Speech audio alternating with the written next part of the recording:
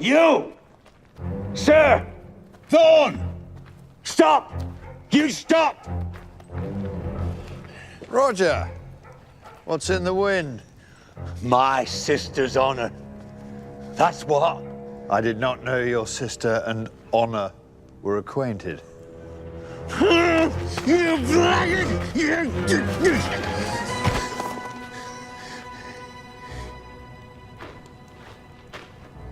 Get up, you coward!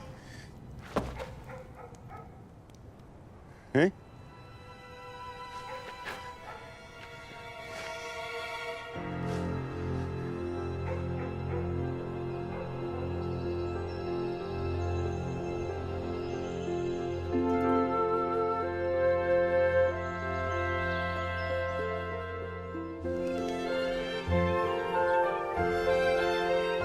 Of course I want you, Alexandrina. I'm going to have all the de Courcy cousins. And Beatrice, naturally. And Mary. You must have Mary. Aunt Arabella thinks it very important that all of Augusta's bridesmaids should be of a caliber far above the common horde. Because the bridegroom isn't.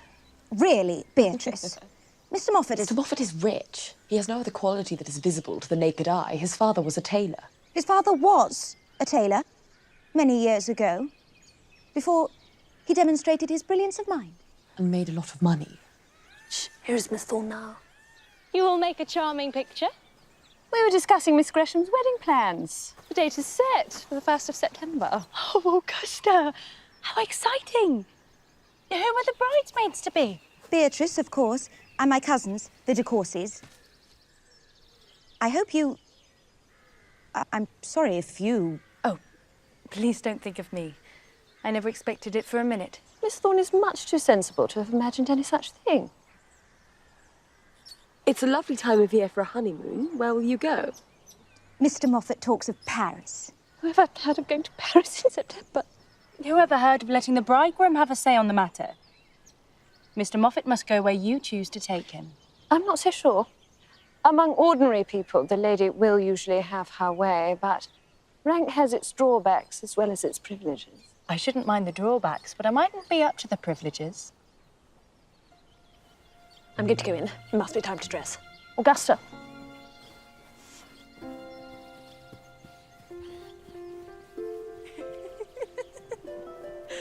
Once more, I've made an enemy of the Lady Alexandrina de Courcy.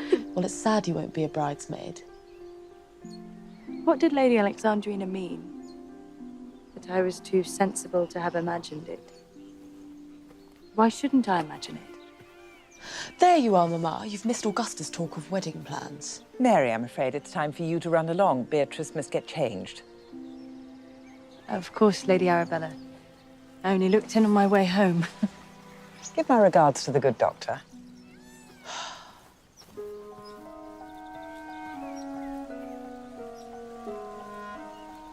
I hope you weren't encouraging this bridesmaid nonsense. She knows she won't be asked. Good. But why not? When she's the oldest friend we any of us have. Because it is my decision. Isn't it enough your sister will be Mrs. Moffat for the rest of her life? I never understand you. If you think so little of her, why is Mary allowed to come here? Because she's been in this house since you were children. Why did you allow it then? These things matter less with children. And your father is fond of Dr. Thorne. Papa always says that the Thorns of Ullathorne Park are quite as good as the Greshams. And if she were a Miss Thorne of Ullathorne, it would be a different matter. But who is Mary Thorne? And how precisely is she related to the family at Ullathorne? She's Dr. Thorne's niece, so she must be their cousin. She is called his niece. That is all. And there's the dressing gong. Come along.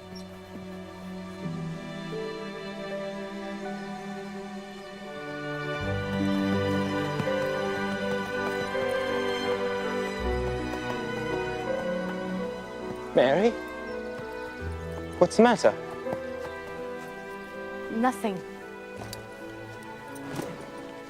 I beg to differ. Something's the matter. Why didn't you wait for me? I didn't wait for you because your mother drove me away so Beatrice could dress. Besides, Lady Alexandrina had had enough of me. Don't mind Alexandrina. You never have. Would you like a ride home? No. You have a dinner to attend, and with all the de Courcys to deal with, you'd better not be late. These things are more relaxed in our house. If my aunt gives me one more lecture on whom I should marry, I will not be responsible for my answer.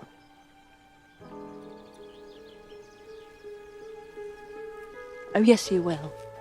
You'll listen to Lady de Courcy and nod politely, or we'll never hear the end of it.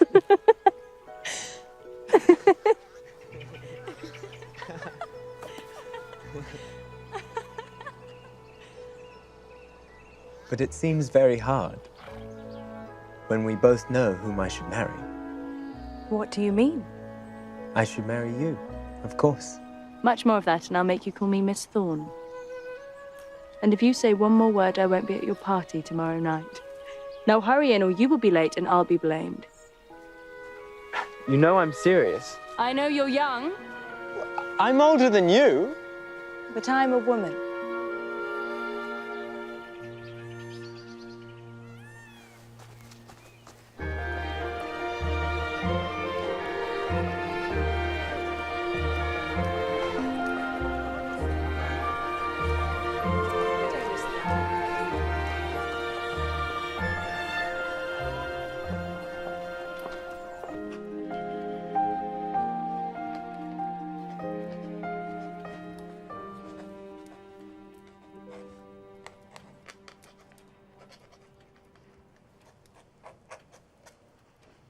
Uncle, what do you make of this marriage of Augusta? I hope Miss Gresham shall be very happy as Mrs. Moffat. And I, of course. But I don't at all expect it. No? No. I think she degrades herself by marrying a man who she does not care a jot for, who has no breeding and no charm, but only money. Well. So, would I degrade myself by marrying Mr. Moffat? How can I answer that? I mean, I know where to rank Augusta. What I want to know is where I ought to rank myself. What's brought this on? Something Lady Alexandrina de Courcy said this afternoon. Lady Alexandrina is a spiteful cat. Whatever she says, I wouldn't give it one scrap of attention.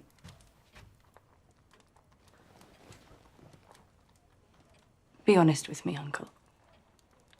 Tell me first, am I a thorn? Am I, in truth, your niece? You are indeed my niece, the child of my late brother Henry, that I can swear to. But Mary, I would spare you this if you'd let me. I've already been spared for many long years. Too many. Very well, if you're determined. So be it.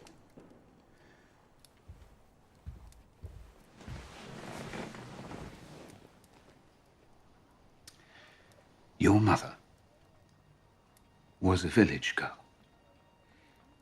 And as you've already guessed, she was not my brother's wife.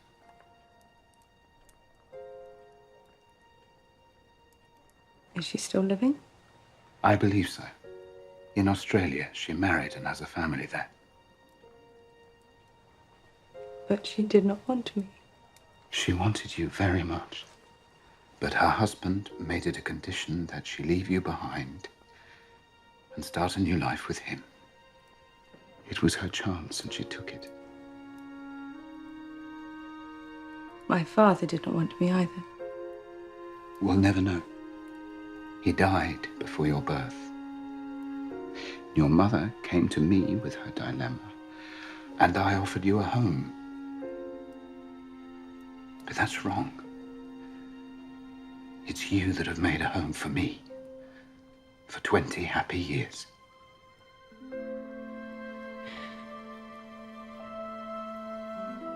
So I am not a thorn upon a thorn. To me, you are my daughter. And any man who has the honor of your love should be the envy of the world.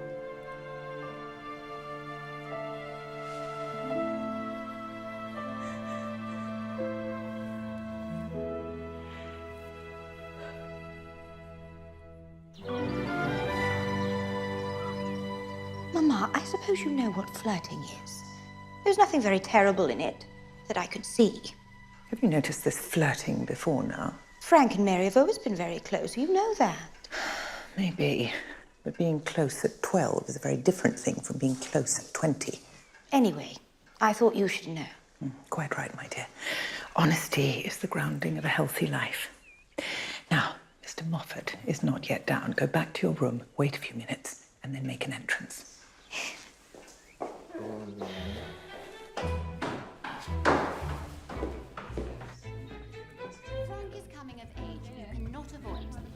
You will not spoil Frank's party. It is your responsibility to ensure the future of the estate. How can I order Frank to do anything when it is my folly that is the cause of our discomfort? I'll speak to him. And what good will that do? You have already spoken to him many times. Really, Mr. Gresham? I hope our difficulties have not consumed your manners as well as your fortune. I just don't see how Lady de Courcy can influence Frank to do something which he must find repugnant. I will explain it is his duty to his parents, to his family, and to the line from which he is sprung. To marry money. That's it. To marry money.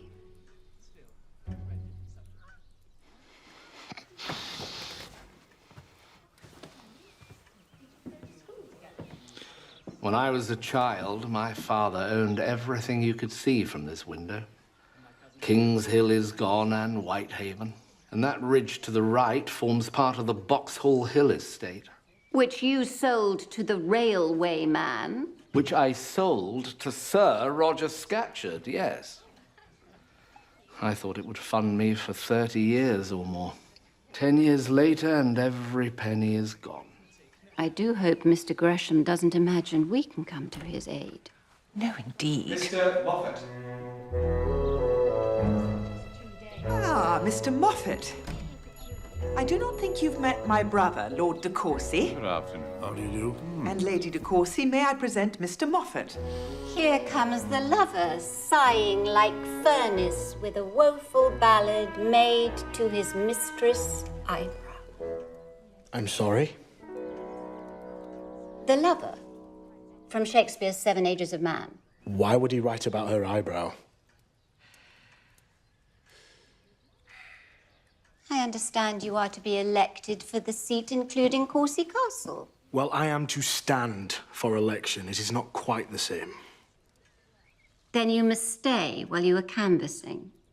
We will invite Augusta and Frank and make up a party to support your efforts. Me? Come to stay at Courcy Castle? Yes. We should be delighted. I do hope there is a great deal of money involved. There is, but they're demanding a crippling settlement from us. If he is as rich as you say, pay it. Think of it as an investment. And I will speak to Frank after dinner.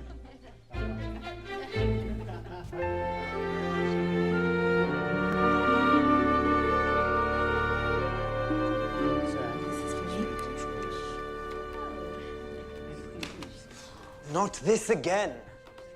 Beatrice, no. Can I not comfort my own brother? Leave it to your aunt. Frank, don't be a baby.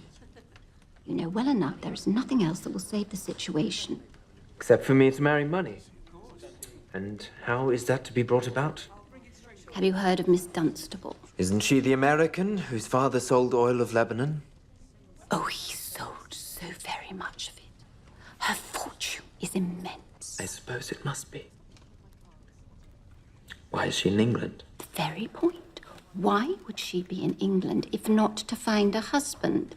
She is coming to stay at Courcy. I want you to be there to meet her. I'm studying for my degree and... Oh, fiddle-faddle. What do I care for degrees when we are trying to settle your whole life? How old is she? What difference does that make? 30, perhaps, or 35. 30 or 35? I will not remind you of the beggar's power of choice. I will come to Courcy, Aunt. But I can promise nothing more than that. Your turn, well done, Augusta. I do not see how it could be achieved without great awkwardness. We cannot allow a little awkwardness to put our only son in peril. But the children are devoted to Mary. I'm very fond of her myself. Frank is too fond of her. Too fond for our own good if he is to marry a fortune. Do you deny it? Tell Dr. Thorne to keep Mary away from Greshamsbury until Frank finds a wife. That is all. You overlook one thing. Sir Roger Scatcherd has made Dr. Thorne his man of business, certainly where my debts are concerned. Thorne has negotiated terms for me that I would not get anywhere else in the county. And is that a reason to throw away your son? You are not being reasonable. Oh, of course not. When did you ever think me reasonable? I see I shall have to unravel the damage you have made, but then again, why not? I'm quite used to it.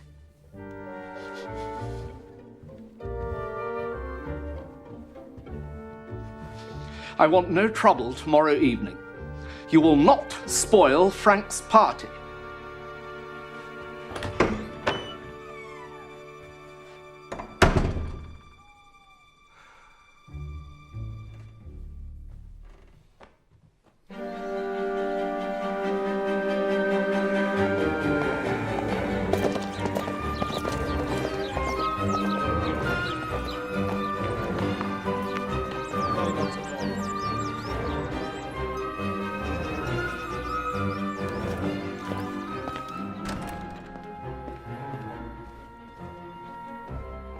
Still in bed, Doctor.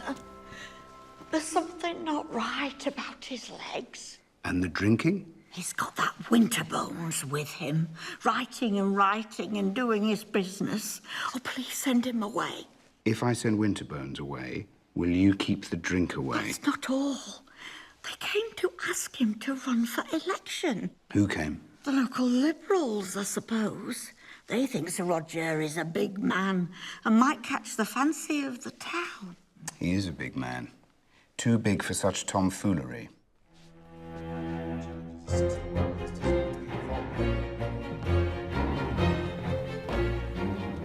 Well, well, Dr. Thorne, you've smelt me out. Come for your fee, eh? Glad if you're feeling better, Scatcherd. Better than what? I've never felt so well in my life. Indeed you ain't. That's a lie. And Winterbones has no place here, scribbling away, stinking of gin. Mr. Winterbones should go back to London. Lady Scatcherd can be clerk for the time being. Winterbones will do no such thing, so there's an end to that. Now, Doctor, don't let him talk in that way. Don't. You can go downstairs. Go, now. Go on. Stay there till I call you, hear me?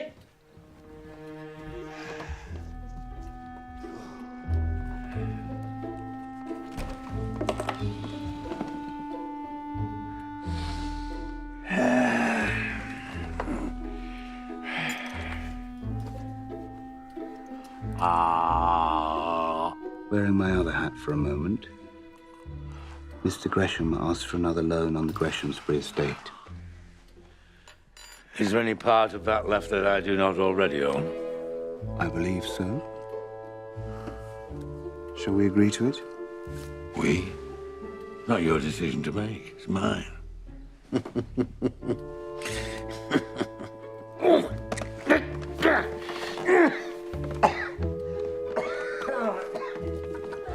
You must do without the stimulus of drink. Who says I drink? Eh? Now, what's this nonsense I hear about you electioneering? They want me to stand against the Gresham's candidate, Mr. Moffat. Your system couldn't stand it. Yeah, well, I dare say that's true, but what gives you the right to lecture me, eh? I mean, what have you ever done that I should listen? I've not made my mark in public life. I've built no railways. I have neither fortune or title, but I have some skill in saving lives. Of course, if you've lost confidence... I've got no confidence in you.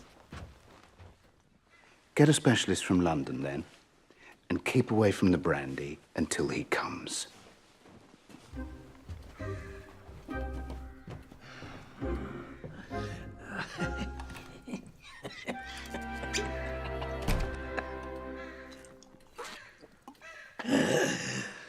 Winter Bones!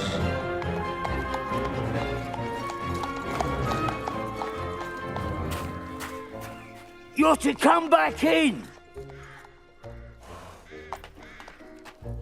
Who asked me to? Sir Roger!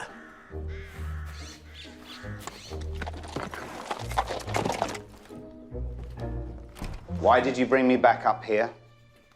To tell you I've made a will. You already have a will, and I'm an executor. You were one of two executors. Now, you will be alone. Are the provisions the same for Lady Scatcherd and Louis? Not quite. My wife will be looked after, but this house, the Greshamsbury mortgages, the shares, the money will all go to Louis Philippe. What, all of it? And as it is, Louis Philippe can have Greshamsbury if he chose to call in the loans. And what would the great Lady Arabella do if he did? She would be sad, and so would I. So, you going to the Gresham's ball tonight? I've been invited, yes. I have not. No card for me, though I own the walls that support them and the floor they dance on. Yeah, Louis hasn't been asked either, though young Master Frank will dance soon enough to Louis's tune. He'll certainly have a great responsibility to discharge. Oh, don't worry about Louis. And there are no other major bequests I shall have to deal with? Not unless Louis dies before his 30, in which case it all goes to my sister's eldest child. What? My sister Anna, you remember? Of course you do. How could I not?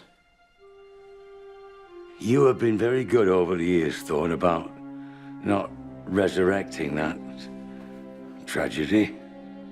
I know you're sorry for it. Oh, sorry as a man can be. But say again, her eldest child. Be more specific. Do you mean her eldest son? Have you no name? Well, I know she has a family, but names, boys or girls, ages, they're all lost to me. If it is a girl, so much the better. And if it is, I would hope that you would be of a concern about her husband. Huh? How have you described them? The eldest child of my sister's body.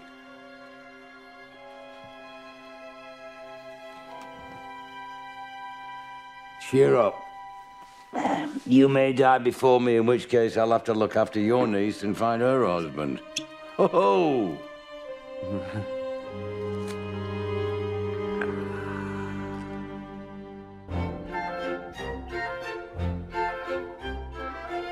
The Reverend Mr. Oriel and Miss Patience Oriel. How good of you to come, Mr. Oriel, Miss Oriel. I'm only sorry we couldn't accommodate you for dinner. We feel very privileged to be invited. Don't we, Patience? Indeed, we do. Well, please. It is nice to have a gentleman vicar again. I never felt poor Trump was quite up to the mark. His sister is a pretty girl. And I gather she has money. Not enough for our purposes.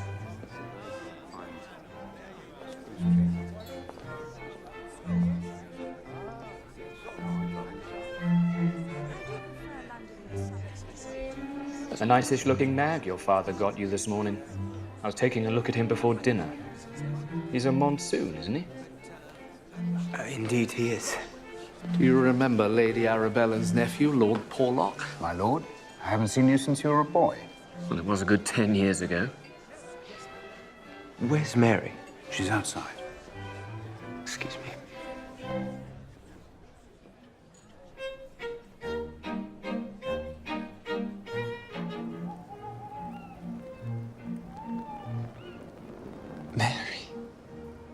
Why are you so unkind to me?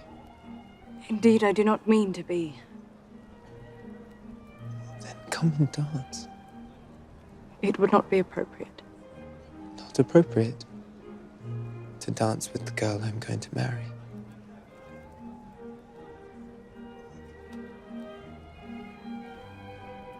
Let go of me. Please.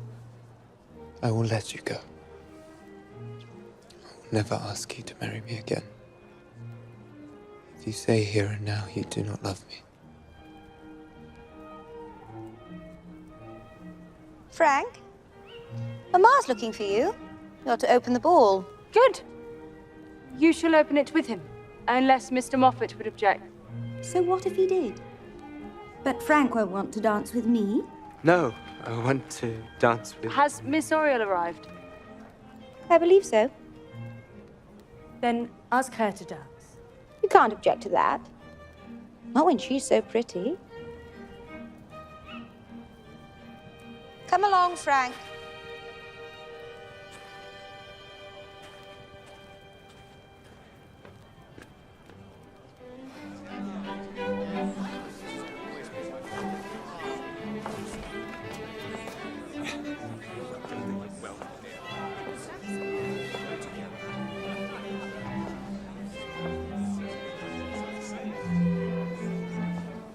You haven't asked me about my visit.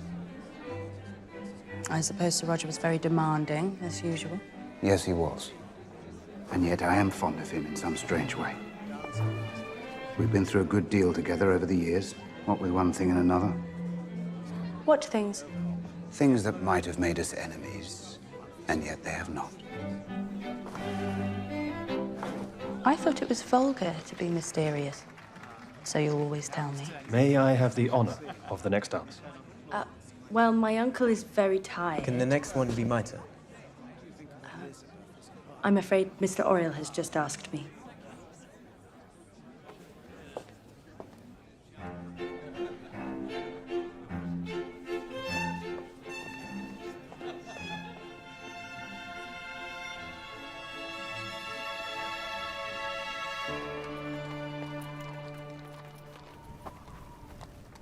Do you ever wish we had money? Only so you wouldn't have to tire yourself out by going to places like Boxall Hill. Ah, is that all you want? I wouldn't mind a bonnet, like the one Patience Oriel wore in church. Do you care about bonnets? Why shouldn't I?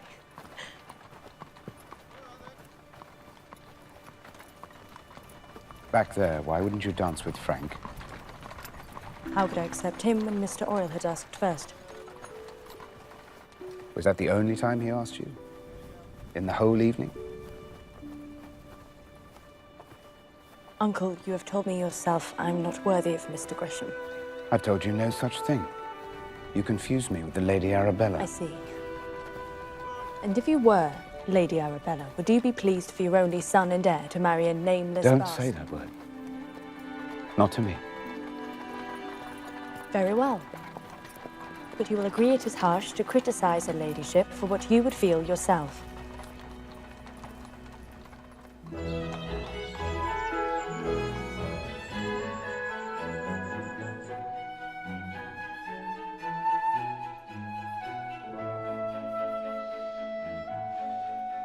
But will he authorize the payment?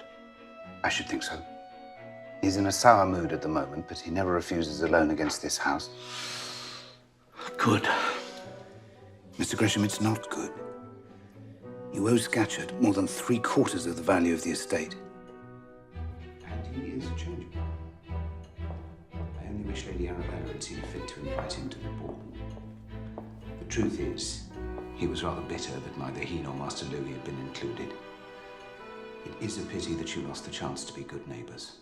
The question is, will Louis Scatcherd be merciful to me when his hour comes? I cannot say. But if his father insists on running for election, that hour may come sooner than we think. I will leave you now, but I'll return with you. Good day to you.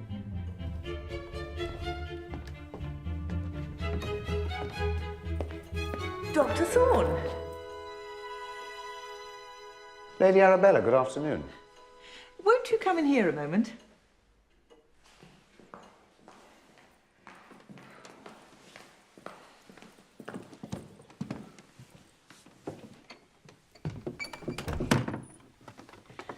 so glad you came here today. There is something special I want to say to you. Something, rather particular.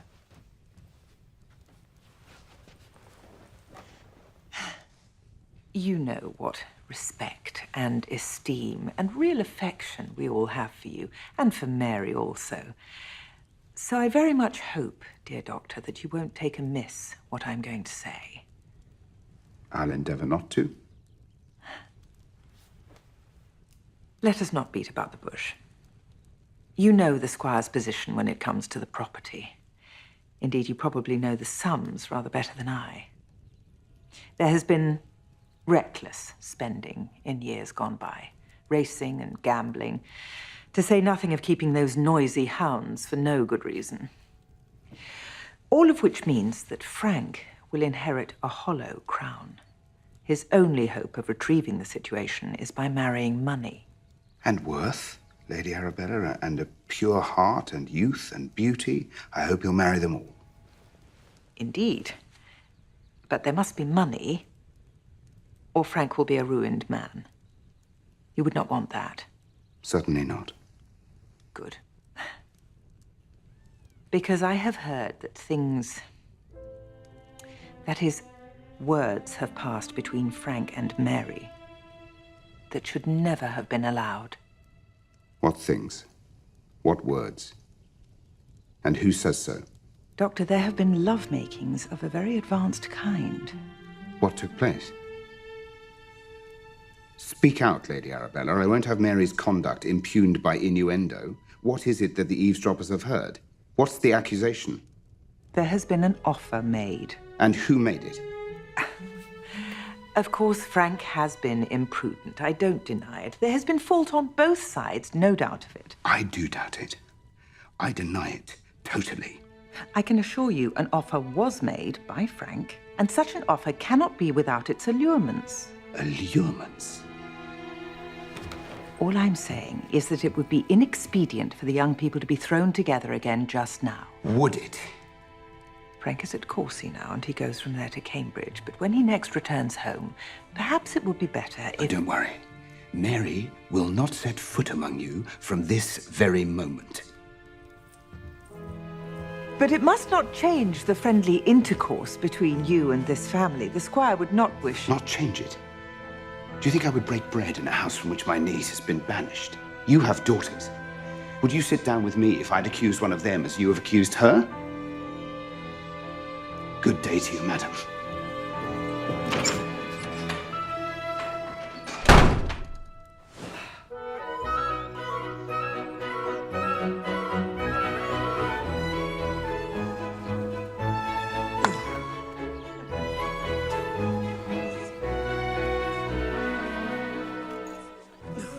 Who is that man with Moffat? His agent, Mr. Cosset.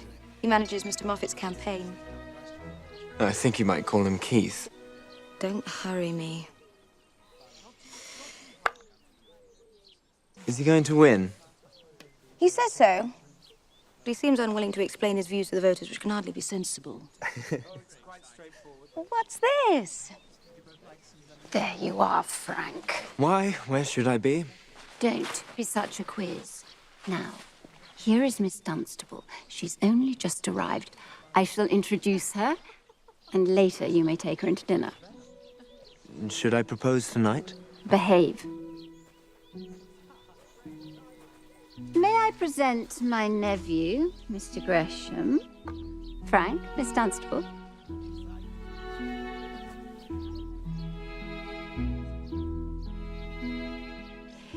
Come along, Porlock, and help me with the tea. You too, Augusta. Augusta.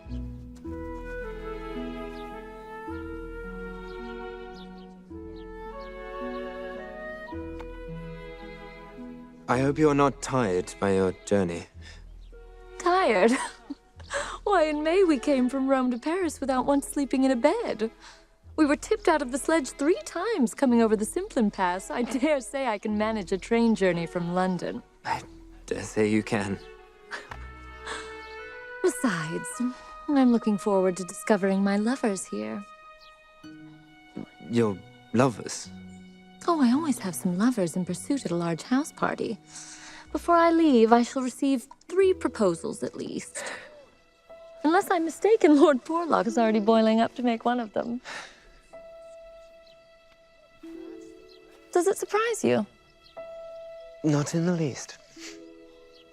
Do you think me so very fair? Of course.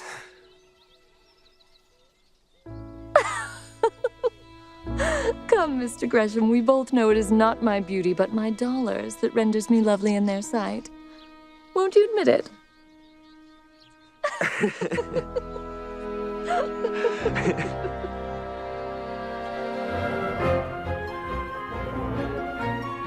You've heard he's agreed to run against that Mr. Moffat at the Barchester election. Mr. Gresham told me of the plan. When I was last here, Sir Roger thought it was as mad a plan as I did. He wants to put the Greshams' noses out, though I don't know why. Yeah, it's insanity, and I've said as much. He could not find the energy to stand upright at the hustings. He means to do it, though. You see the family at Greshamsbury, do you not, Doctor? Often. How's Master Frank? Master Frank is Master Frank no longer. He is 21 years old and a fine, strapping fellow. You know I was his nurse. I'd forgotten. Between him and Louis, I could not tell you which I loved the most. You can be proud of Frank Gresham, I assure you. But for now, help me talk your husband out of his folly and keep him in bed. Oh, Doctor, there's no keeping Sir Roger anywhere he doesn't want to be. I fear it, truly.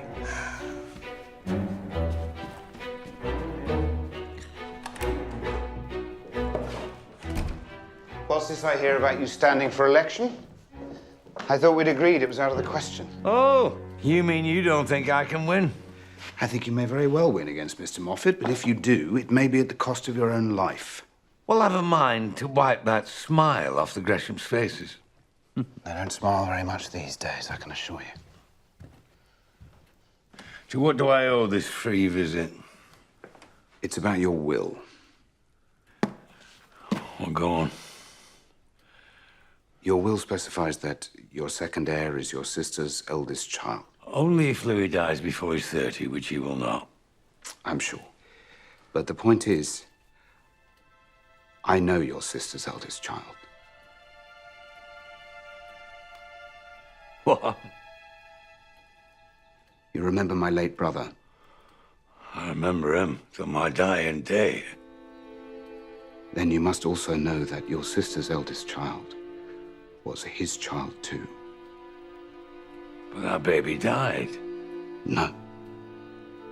She did not. Anna came to me in prison before she went to Australia and told me that child was dead. Your sister wished to sever any connection between her daughter and you or anyone else so that the girl could grow up in peace and no one know her true identity. But now, I would not have you make her your heir unintentionally, so I thought it right to tell you. Do you see her? I do. And does your other niece, Mary, know of her cousin? I don't trumpet it abroad, but Mary knows your sister's daughter well, better than I do. And is my niece a good girl? She's an excellent person in every way. So when can you bring her to meet me? Well, she's very busy. Oh, she's a servant girl, is she? Not exactly, but she does work hard. Well, I must meet her. I mean, I must make peace with my past. I cannot promise it. You cannot stop me, Thorn. Now I know that she's alive. I will find her, and I will tell her who I am. That's my right. Scatcherd, I'm not your wretched wife. I say you have no rights over that young woman, and I will not be bullied into acquiescence.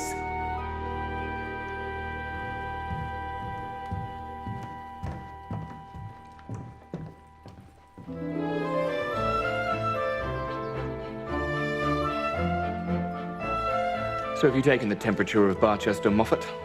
Cosset tells me we're on course. Does he indeed? He's not afraid of old Scatcherd, then? Sir Roger Scatcherd's been ill for some time. Cosset doesn't think he'll make an appearance, and if he does, it won't be impressive. You will canvass, though, nonetheless. Oh, yes. Cosset's confident he has good canvases. Should have asked Mr. Gresham. He seems to be better than any of us at canvassing. I would not mind Miss Dunstable's vote, you may be sure. Why? Does she have property in Barchester? Mr. Moffat, should we take the time to talk a little of our plans? I really should work on my speech. Of course. If you need any help, Mr. Moffat, come this minute and make up a hand at whist. I hope my enthusiasm excuses my lack of skill, Lady Alexandrina. Not a bit. At your first mistake, I shall rap you on the knuckles with my fan. You have been warned. You know how Alexandrina loves to tease. It doesn't mean anything. Would you like a game of whist? I could recruit Frank. No. Don't disturb him. Leave him to his work. Why should Miss Thorne back off from you now? What has changed? My mother is quite against Mary, that is clear. And my father is no match for her. They would rather you marry me. Don't take it as a compliment. If my bride was possessed of 10,000 a year, they wouldn't care if she had horns and a tail. Well, if you'll take my advice, you'll be true to her. If Greshamsbury is sold, then I must take work as a lumberjack. Well said.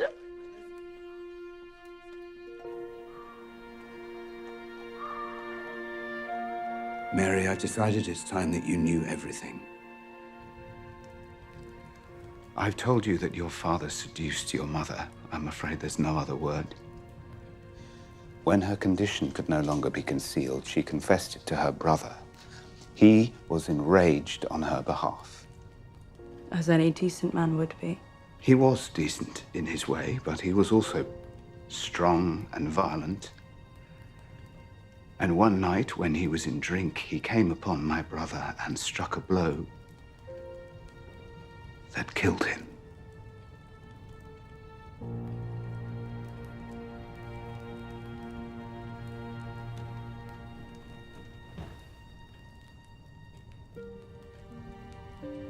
My father dead at my uncle's hand. Is my birth to encompass every sin?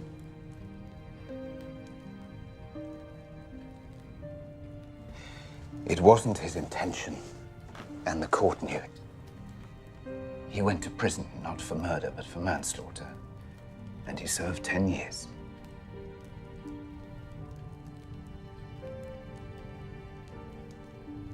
Is the man who committed the crime still alive? That's why I've chosen to tell you. I heard something about him returning to the neighborhood, and I fear it is in search of you. Do not fear it. He is my mother's brother. He has a right to know me. He could be very rough in those days. If he does contact you, please tell me at once. I will. And to thank you. What for? For showing me that Lady Arabella was even more right than I knew. I am no match for Frank, and never could be.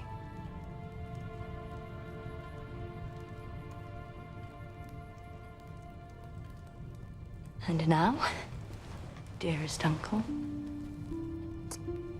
good night.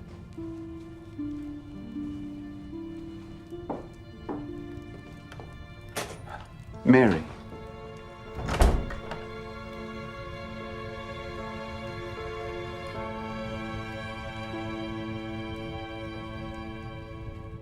Morning, Sir Roger.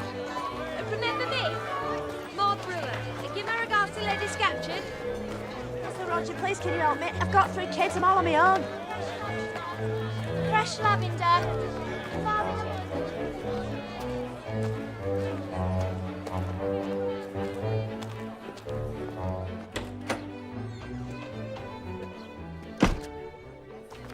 What else is there to do? It seems I must give a speech or two. That is what we've come to hear. Why, look, it's Dr. Thorne. This is good of you.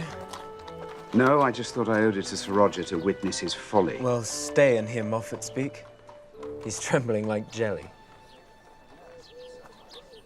Miss Dunstable, may I present Dr. Thorn? But I know all about you. Tell me, how is your charming niece? Mary as well, but she'd be surprised to find herself the topic of your conversation. I'm an American, Dr. Thorn. We know no boundaries. Mr. Moffat, it's time. Is it really? Oh my God, is it really? Where's your opponent? Oh, Scatcherd. I very much doubt he's been able to leave his bed. I pray that he's not.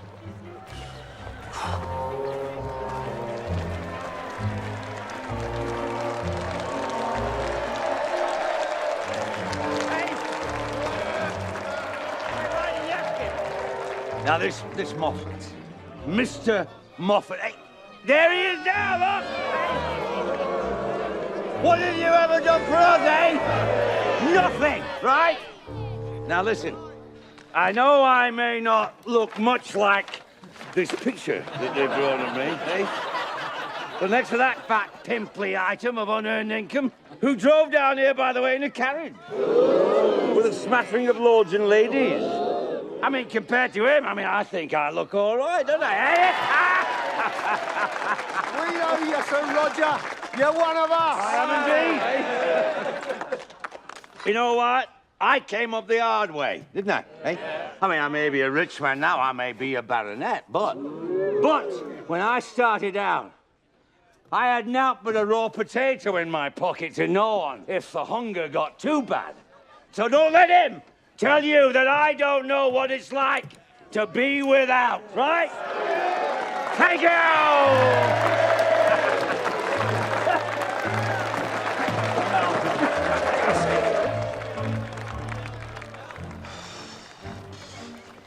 This is your moment, Mr. Moffat. It's time to deliver your speech. Good luck.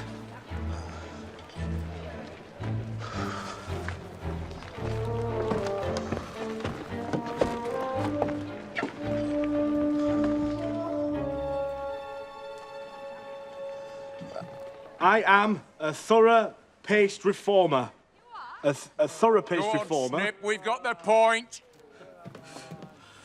I believe very firmly in reform. Drat your reforms, Snippy. For what nation can pride themselves more on the rights granted to their citizens? The right to chuck this.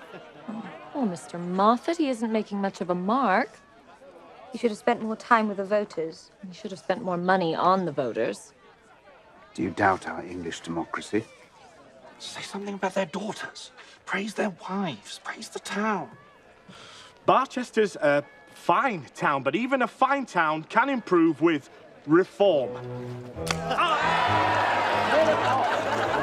I rest my case. It is time to build on the achievements of 1832 and push forward along the road to freedom. Tom, the tailor's son, stole the pig and away he ran, eh? Look at the pampered swine. You couldn't fight for a pate sandwich, never mind a working man's vote, right?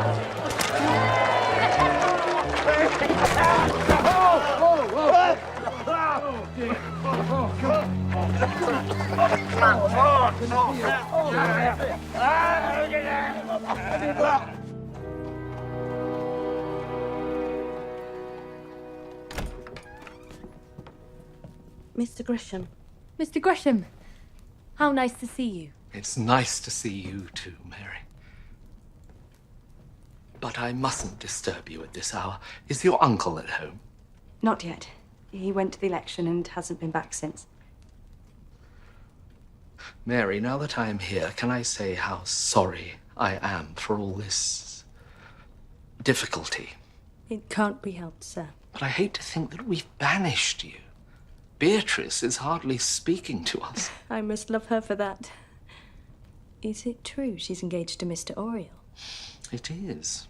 It seems quick to me, but they're very determined. You know Beatrice. I certainly do. There's a servant here from Boxall Hill, Miss Mary. He says Sir Roger's been struck down. The doctor's with him now, and he sent a list of things he needs. I'll come at once. And ask Thomas to saddle my pony. I must go. I'm in the way. Please do let me know the news of Sir Roger.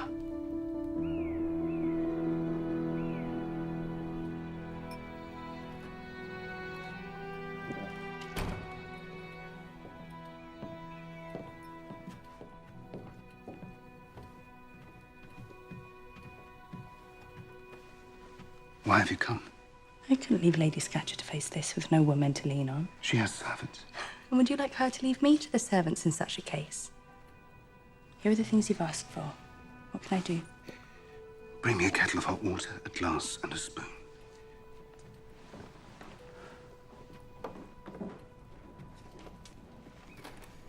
Is that your niece, Thorn? I don't believe I've ever seen her before. She's come to help Lady Scatcherd. Oh. Has Louis arrived yet? Ah, his train must be in. He won't be long, I'm sure of it. Thank you.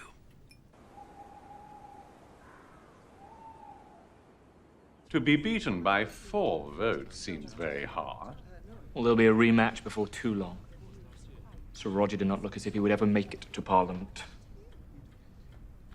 Would you run again, Moffat? I think not.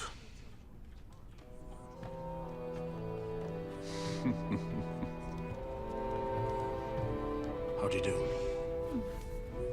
Oh.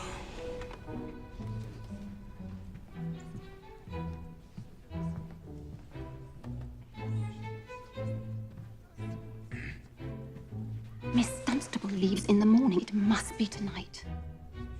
Frank, do not let me down. I have promised your mamma your family is saved. Isn't that what you want? Of course. Then into the breach with you. Just as soon as that tiresome young man relinquishes her. These people, they accuse us of toadying, but it seems to me they are the toadies. Oh, have I been accused of toadying? Ah, you know what I mean. Miss Gresham wishes to live well on my fortune, and her brother aims to buy back his estate with yours. That has put me in my place.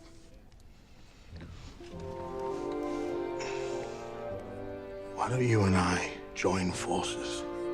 We could make a noise, and no mistake. Oh, you've cheered me up, Mr. Moffat. I have refused Lord Porlock, but one proposal seemed a poor return for a whole week in the country. Now at least I can claim 2. 2 refusals? I'm afraid so. But be honest, Mr. Moffat, you want their breeding as much as they want your money. And you don't? No. I'd like a man who thinks like a gentleman, but whether he is one or not doesn't matter much to me. There's your moment.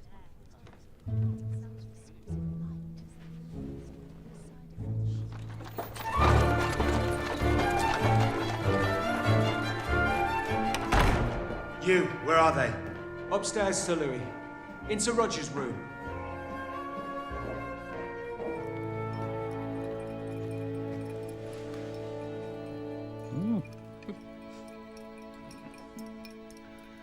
You look too fine for this kind of work, young lady.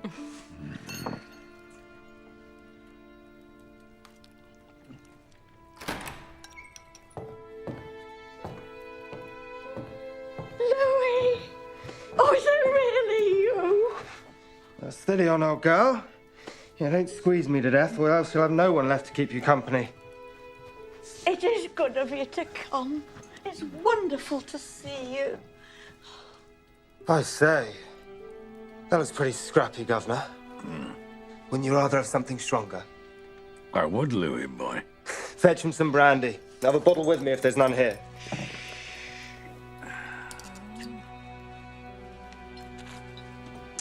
What difference can it make now, eh? True enough, I suppose. Here, give me some while you're at it.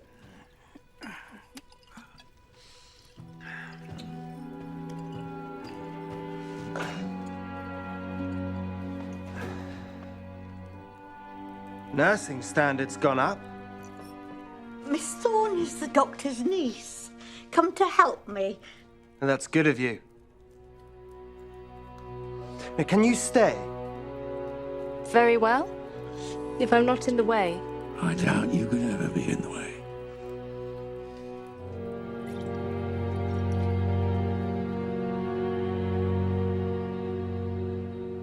What did old Moffat want? He was curious about my marriage intentions. Do you have any? No immediate ones. You see, Mr. Gresham, I would rather be courted as a woman than a bank account. I don't blame you. Although my aunt will be furious. She's set on our union. She thinks I'm proposing now.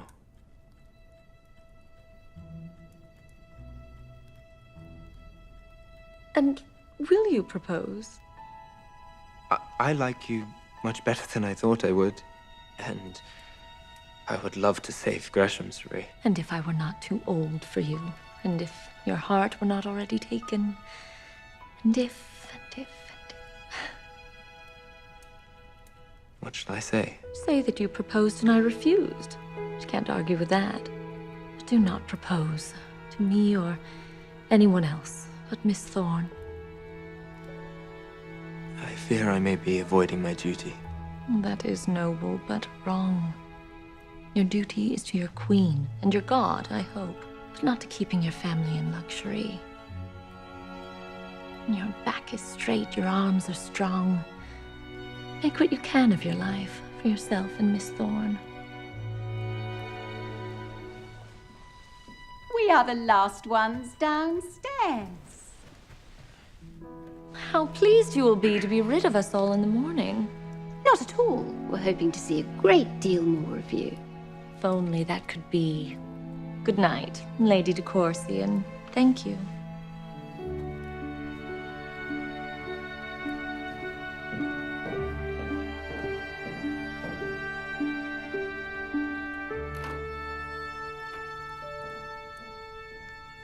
What did she mean?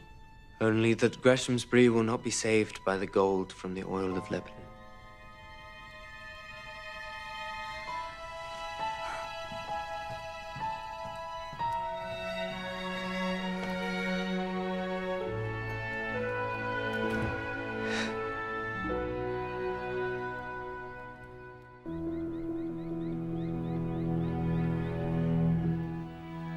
Thorne. Can I help you, Scatcherd? You know what I told you about the will? I do. And it troubles me that you've not altered it if you've done something you don't want to do. I have altered it. I've added a letter, what you call a codicil, saying that you and only you know the name of Anne's eldest child.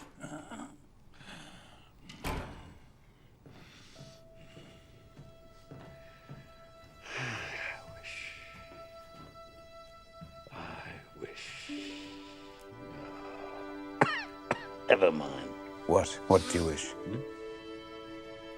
Oh, that I could have met her once before I died, that is all. The innocent girl that I made fatherless.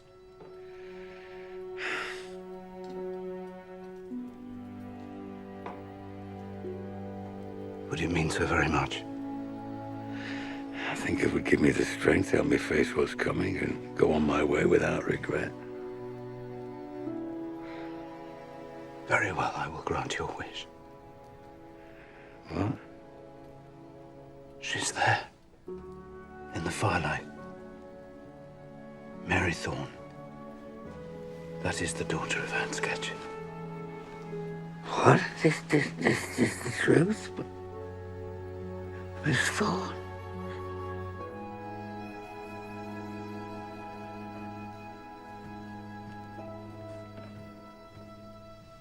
Can I do something for you? You can cheer me with your lovely face. And so you have done. If only every patient could be mended so easily.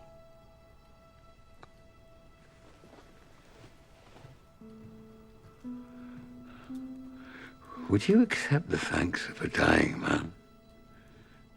And thank you, Thorne. You brought an angel into this house to make it easier for me to face what lies beyond the grave. Go to sleep now, Scatcherd.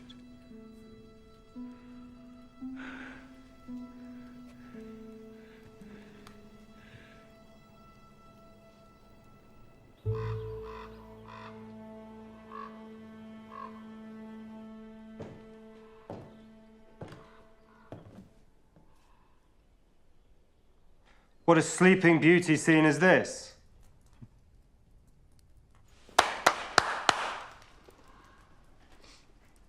How's the governor?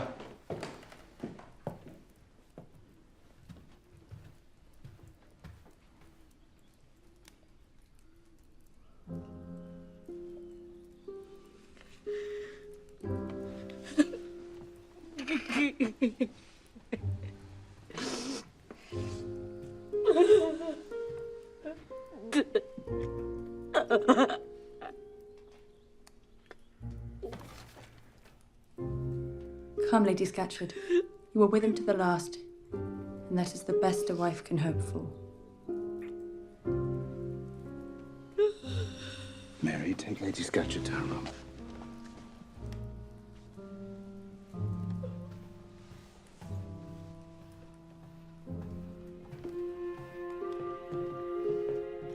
Sir Louis, although you are now the Baronet, your father spoke of you to me and has left you under my charge. I hope you remember you can always turn to me for comfort in your sorrow at his end. Well, don't worry about me, Doctor. I've lived my whole life in the shadow of a great tree, and now that tree has fallen. Maybe it's my time in the sun at last. Can you stay here for your mother? Certainly not. I'll go to London from the funeral. You may send whatever money is due to me there.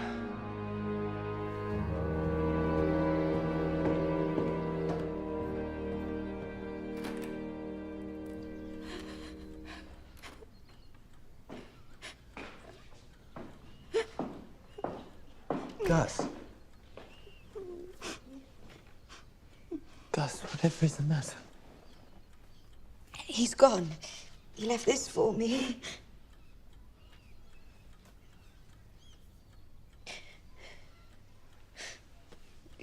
The very devil.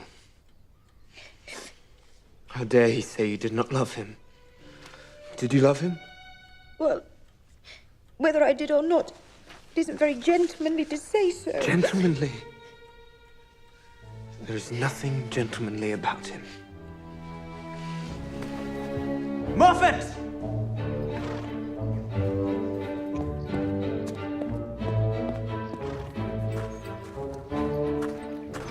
Where is that devil, Moffat? He left straight after breakfast.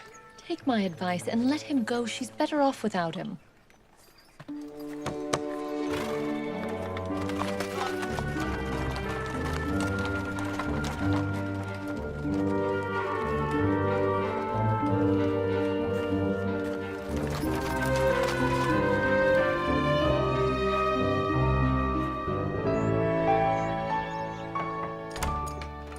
I'm back, Mama.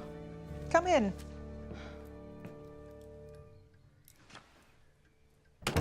Did you have a nice time at the Orioles, my dear? Caleb came in and we all had tea. Ah. You may call him Caleb to us.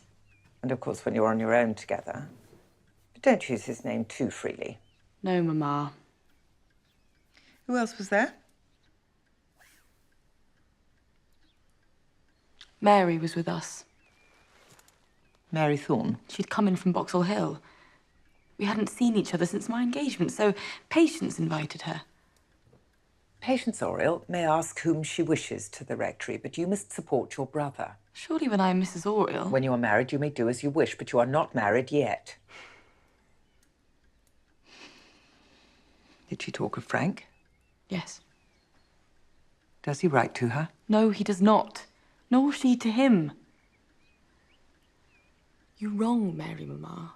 I'm going up to change.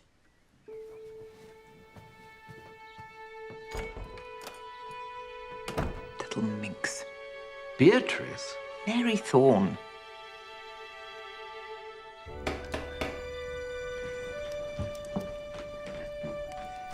Oh, good afternoon, Lady Arabella. Is Dr. Thorne at home? Yes, he is. I'll show you through.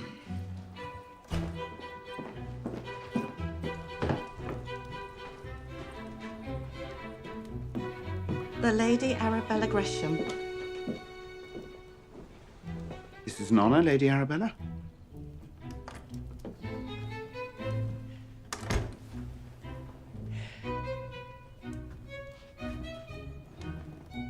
You're aware that Mary was this afternoon having tea with Beatrice and Miss Oriel. I don't believe I've congratulated you on Beatrice's engagement.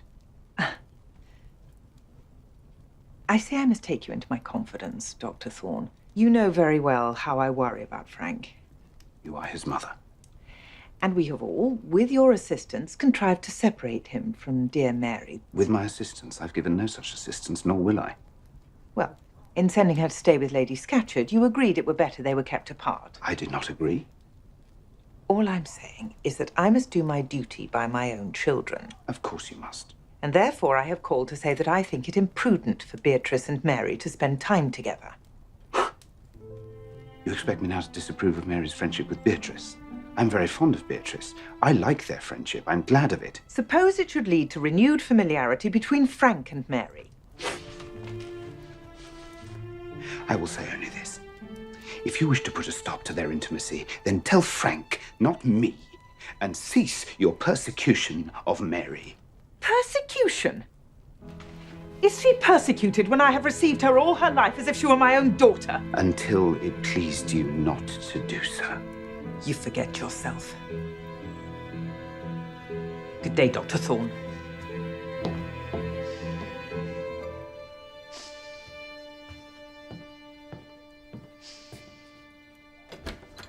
Good day, Lady Arabella.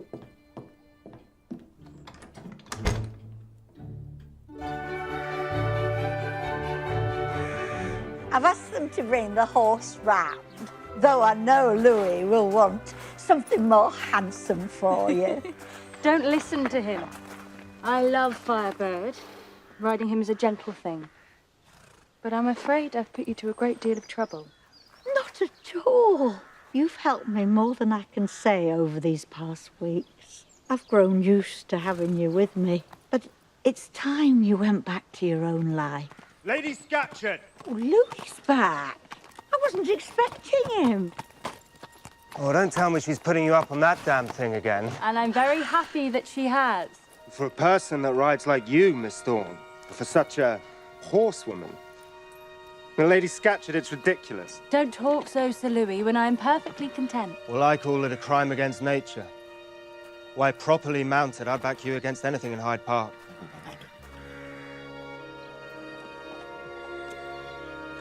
Joe, this is Jonah, my new man. Every gentleman should have a man, you know. Joe, it's empty. Right, you are, Sir Louis, sir. I'm sorry, I can't seem to keep this steed still around your sorry excuse for a horse. You mustn't abuse my pet. But please, give your horse its head. A damn shame.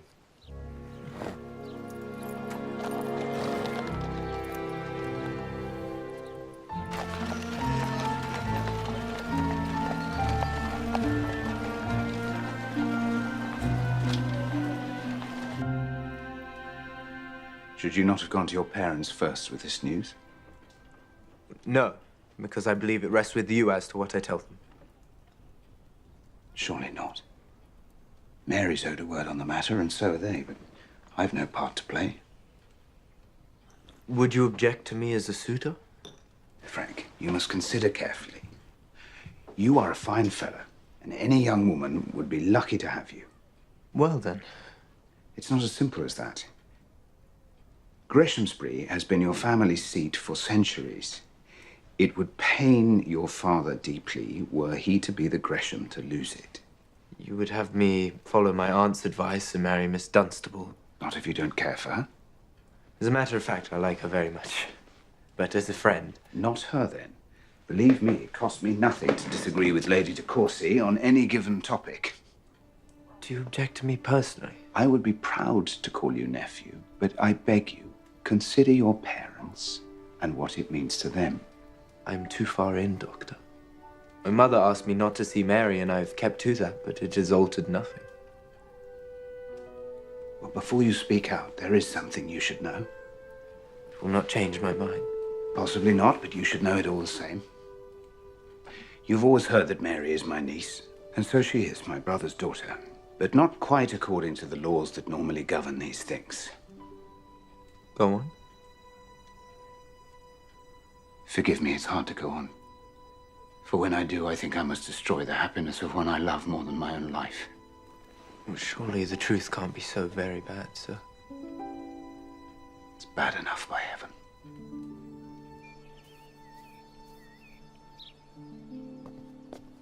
Mr. Mortimer Gaisby. Dawson, would you please send word to Mr. Gresham?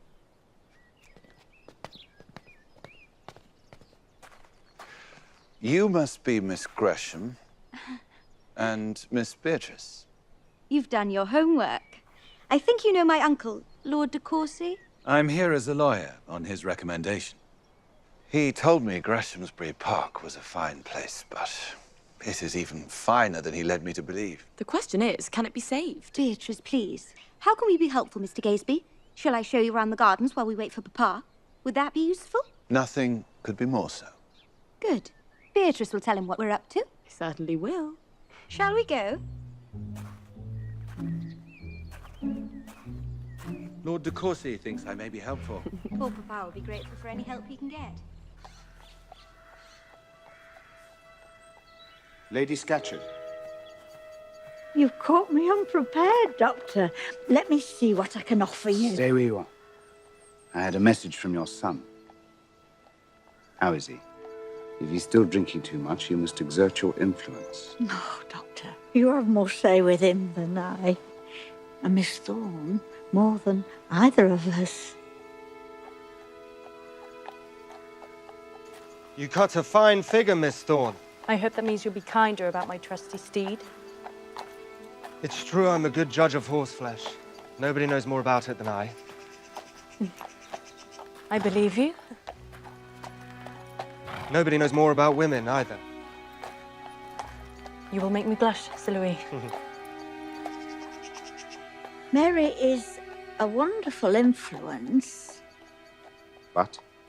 I think she should go home. It's time.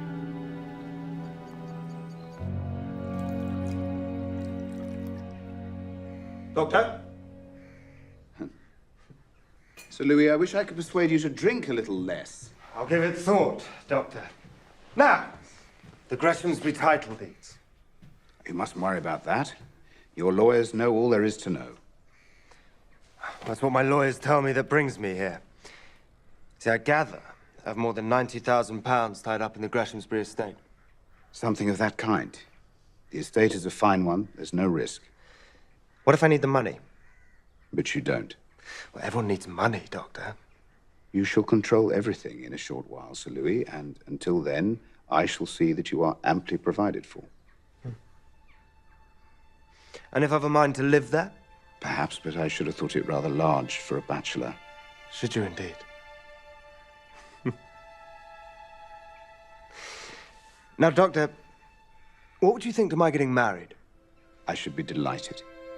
It was your father's dearest wish that you should marry soon and well. As to that, I do not think you will quarrel with my choice.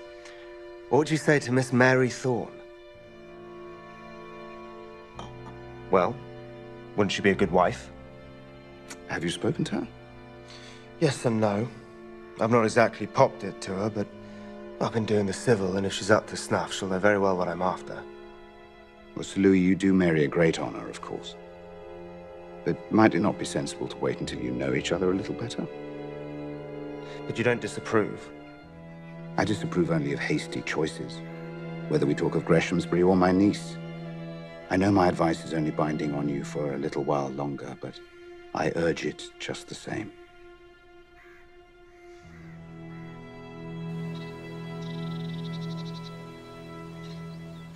With your permission, I will study the estate in detail. There may be sources of income as yet untapped. They need to be very lucrative. Or perhaps a new system of repayment that would keep Sir Louis content for a few years. I doubt it. I believe his man of business is an honourable fellow and will... It's a matter of opinion. He is the soul of honour and will do whatever he can, but when Sir Louis takes possession, that may not be much. They say Sir Louis drinks heavily. Not heavily enough. Sir Louis is a strong man, Mr. Gaisby. He may drink too much, but he's not going anywhere. Still, We may have room for maneuver.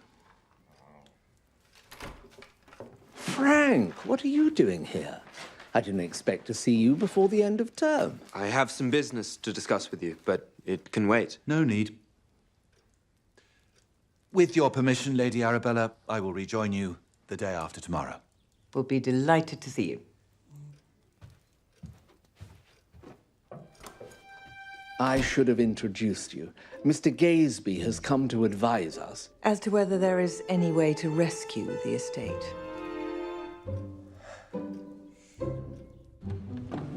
Are you leaving, Mr. Gaysby? Have they ordered you a carriage? I think I'll walk.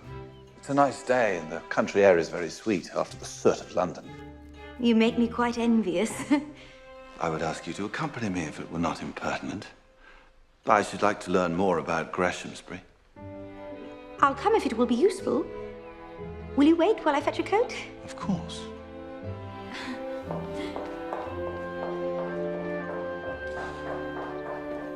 Leaving, Mr. Gaysby? When will we see you again? I shall be back on Thursday. In the meantime, Miss Gresham will walk me to the station so that I can learn more of the estate and its dependents.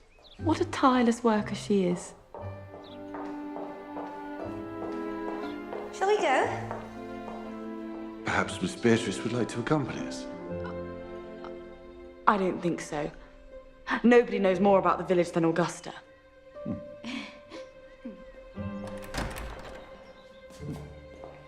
Thank you. Good day.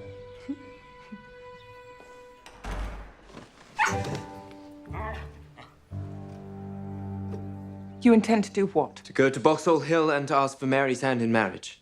Oh, Frank. Frank, she has done all she could to catch you. Mother, you wrong her cruelly. You wicked boy. To call me cruel when you know what we need to survive. Mother, I shall hate Greshamsbury if I hear one more word of what I have to do to save it. So instead you'll see us turned out to beg our bread by the roadside. It has not quite come to that. Oh, Frank. Do you wish me to die of a broken heart? Mother, I'd love for you to be happy. Then if you wish to see me happy ever again, marry money. No! I'd have made a fool of myself in that way if it had not been for Miss Dunstable's good taste, and I will not do it again. Which makes you an ungrateful and unnatural child. Mother... Out of my way!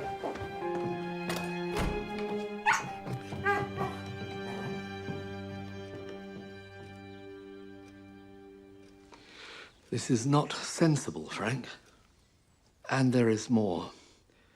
Mary may not know it, but her birth is unsuited to your wife and the mother of your children. So Dr. Thorne told me when I went to him this afternoon. But it makes no difference. Should it? I don't recall any talk of Moffat's birth or Miss Dunstable's. What else did Thorne say? He told me to consider it carefully and talk it over with you and my mother before I gave Mary my word. Did he indeed? Well, I should have expected no less of him. Very well. But how do you mean to support her? By working. Many men do.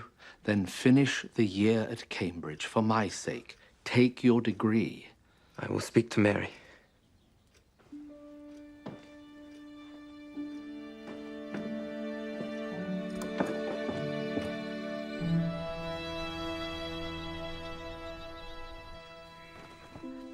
I can manage this, my dear. I like to help. It must be hard for you, but these clothes will be a blessing to some poor families. What are you doing in my room? We're sorting your late father's clothes to give to the poor. Burn them for all I care. You don't mean that. I mean everything I say. Just as I mean for you to go and let Miss Thorne and I have a moment together. But, Sir Louis, Go, please, Lady Scatcherd.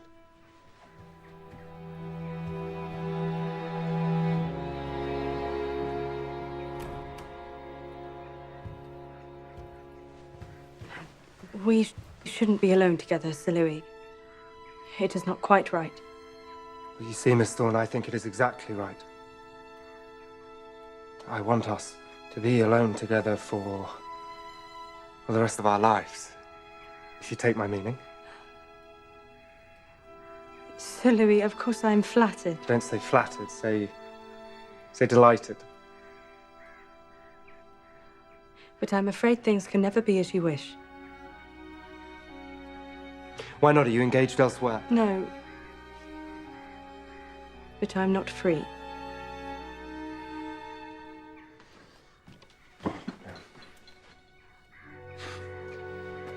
You have led me on, Miss Thorne. You have led me on most wickedly.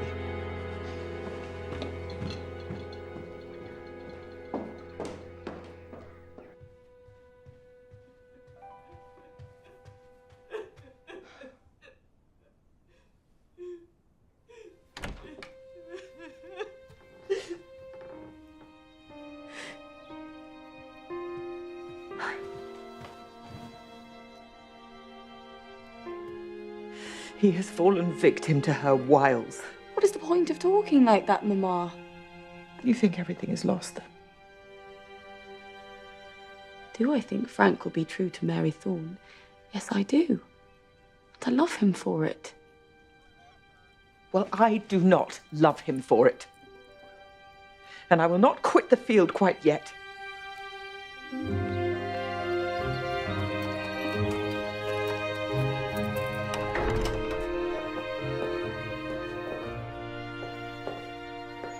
Master Frank! Master Frank! Oh! Let me kiss your naughty little face. Oh, you're a sight for sore eyes, you are. And Lord knows, my eyes have been sore since I last saw you. Oh! Oh! What would they say? You forget I'm a man now. Not to me, Master Frank. You may think what you like. You will always be my little Master Frank. Lady Scatcherd, you forget yourself. Let Mr. Gresham breathe.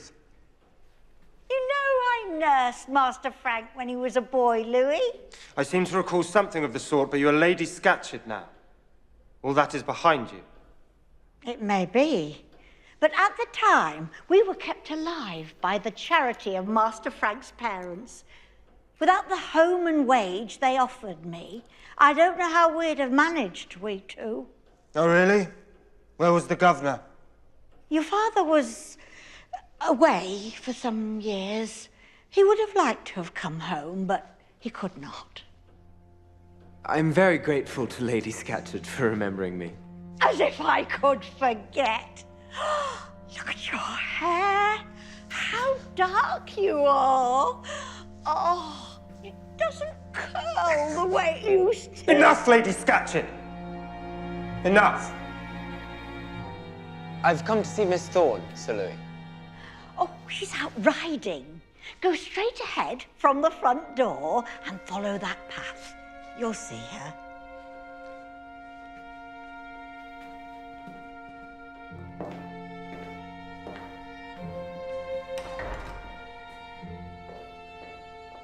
What does he want with her? Oh, they're old friends, the Greshams and the Thorns. But we Scatcherds are not old friends of the Greshams, are we? What's got into you, Louis? I'll make them wish they'd been more courteous to the Scatcherds before I'm finished. What has Master Frank ever done to harm you? You fool. He's doing it now.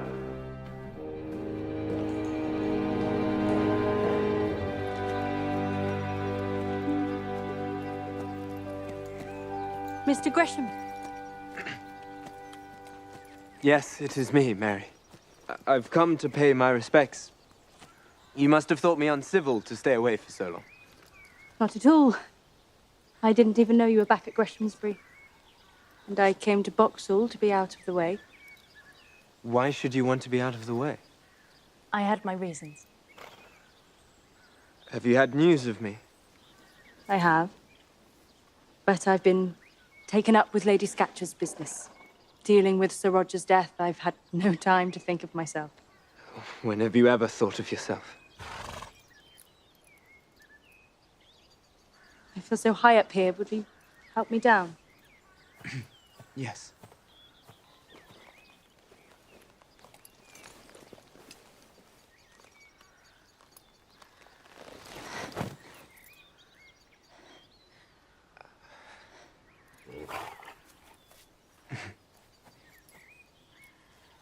Mary,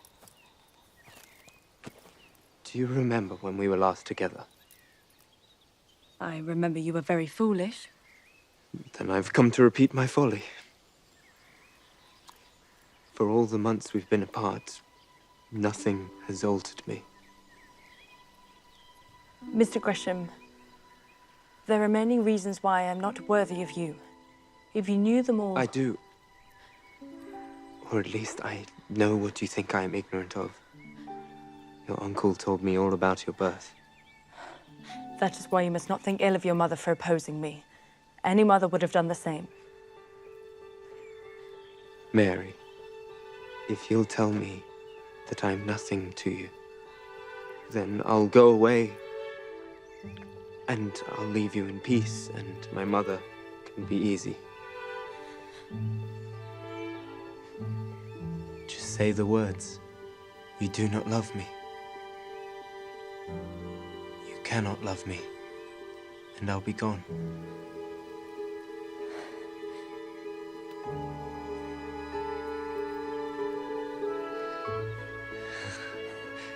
Then, Mary, darling Mary, will you please be my own wife? For the truth of it is simple. I love you with my whole heart. Oh, Frank.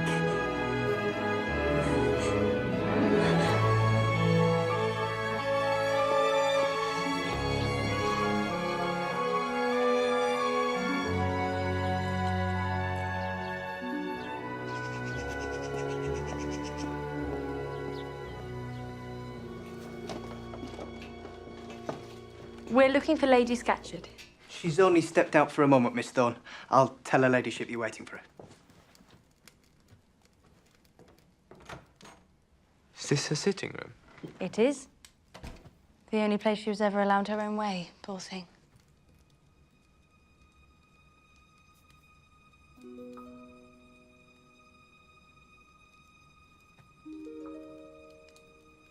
Now, when you break the news to your father, you must also tell him that you will take your degree, whatever happens. You thought you would say that? Mr. Gresham and I are old friends. We always understand each other.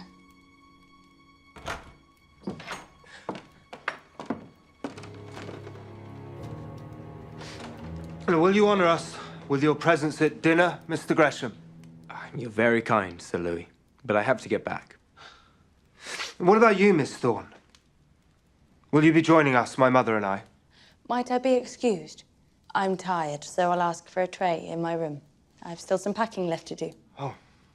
Well, I don't think I can allow that. And not on your last night at Boxall Hill. You may have to. Careful, Mr. Gresham. Well, we are not at Greshamsbury now. I give the orders at Boxall Hill. No one gives orders to Miss Thorne. Not at Boxall Hill or Greshamsbury. Now, I should like to know Greshamsbury better. I have an interest in the place, you know. Yes, I do know. Oh, I'm sorry to have kept you. Oh, but you're not going. I'm afraid I must, Lady Scatcherd. Goodbye, Mary. I'll see you when you get home. Sir Louis? You frightened him off, Louis. Now, let's go upstairs, Miss Thorne, and I'll help you pack.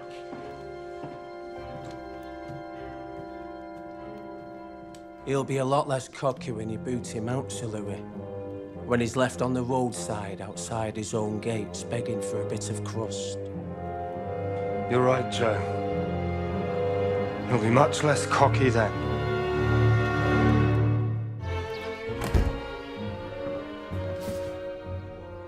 Now, here's the thing. What is it? A letter from Sir Louis Scatcherd's London man of business. What does he want? Sir Louis plans another visit to Boxall Hill. Apparently he wants to take a look at Greshamsbury. He cannot do anything without your permission, surely. Not yet. But his 30th birthday is in a matter of weeks, and the fact is he already owns the house and much of the estate. So he'll force them to sell up? Or buy out their interest, which he could do between luncheon and tea and not notice the difference. You cannot refuse to receive him. No. He must come here. I'll write and invite him. It'll give me a chance to put the case on the Greshams' behalf. You'd better warn the squire. Will you walk up this afternoon? I wonder. I haven't been there since you were banned.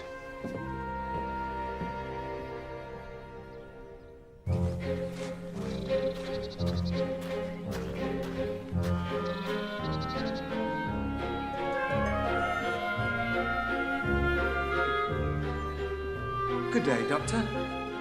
Thank you. To Thorn.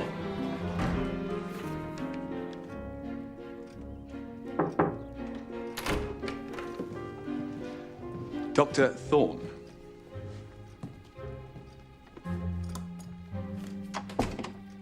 Won't you come in? Yes, I hesitate only because I shouldn't like to give the impression that all is forgiven and forgotten. For me, there is nothing to forgive. But we couldn't say the same of your wife. Then why are you here? Sir Louis Scatcherd is on his way back to Greshamsbury. He wants to take a look at the house and the estate. Does he? With a view to what? He may have a design to live here.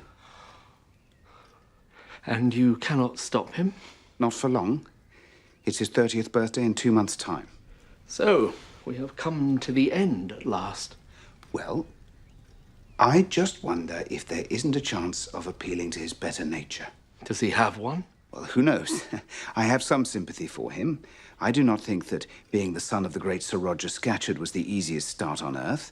I may yet be able to win him round. So I've invited him to stay with me in Greshamsbury. We're clutching at straws, Thorn. But I suppose you had better bring him up for dinner. You mean I should accompany him? Of course. I doubt it, of course, for Lady Arabella. She wouldn't be happy to think I was standing here now.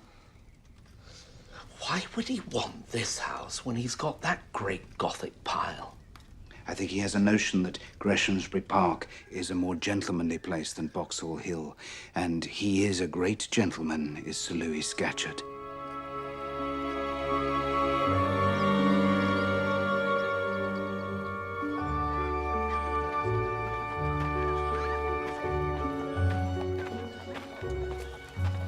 Who are those for? Frank! Why are you in Greshamsbury? Are you sorry to see me? I never could be. But your exam's less than a month away. You should be working harder than ever. Don't worry. I'm only here for the dinner tonight. My father wants me to greet Sir Louis Scatcherd. I'm glad the doctor will be present. I hope he will be. It's not quite decided.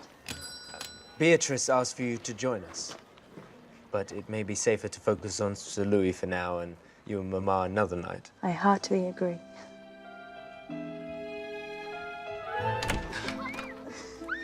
Here you are, Mrs. Thompson. Oh. Don't worry about the plates and bowls. I'll be back to collect them. Thank you very much. I have a note for your uncle. And with one inside of it for Sir Louis from Mama. That's very sensible.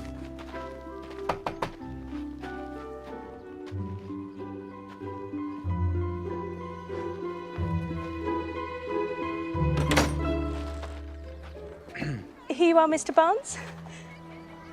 I'll be back for the plates tomorrow. Thank you very much. Are there any wedding plans yet? Yes? And they're all secret. Even the date? We'll choose a day not long after you take your exams. My uncle will talk to Lady Arabella. If it were up to me, we'd elope to Gretna Green. It'd be much less trouble. That's why we won't leave it up to you. Oh, look. Your guest has arrived. I'd better go.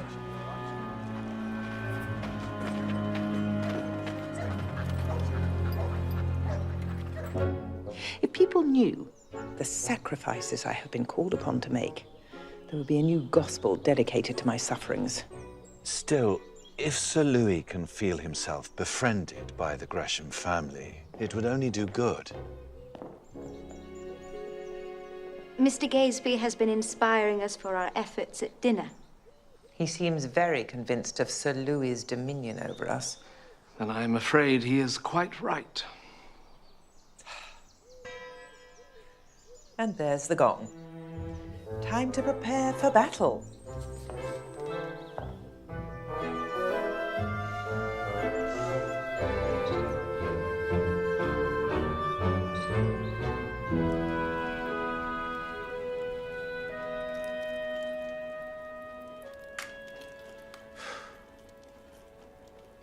What can he be doing up there? Dressing, I suppose. He's been doing it since he got here. Perhaps he's gone to sleep. Maybe you should go up and wake him. If you wish. I'll take the letter.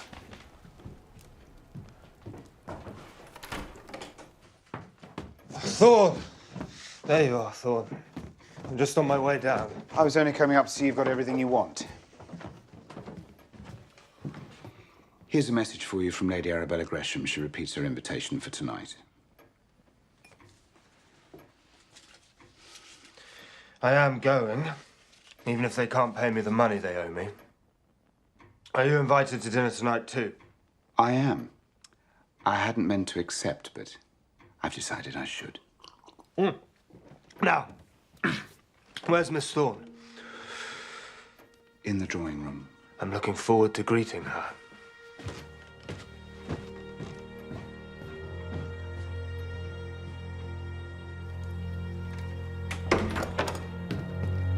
Ah, Miss Thorne.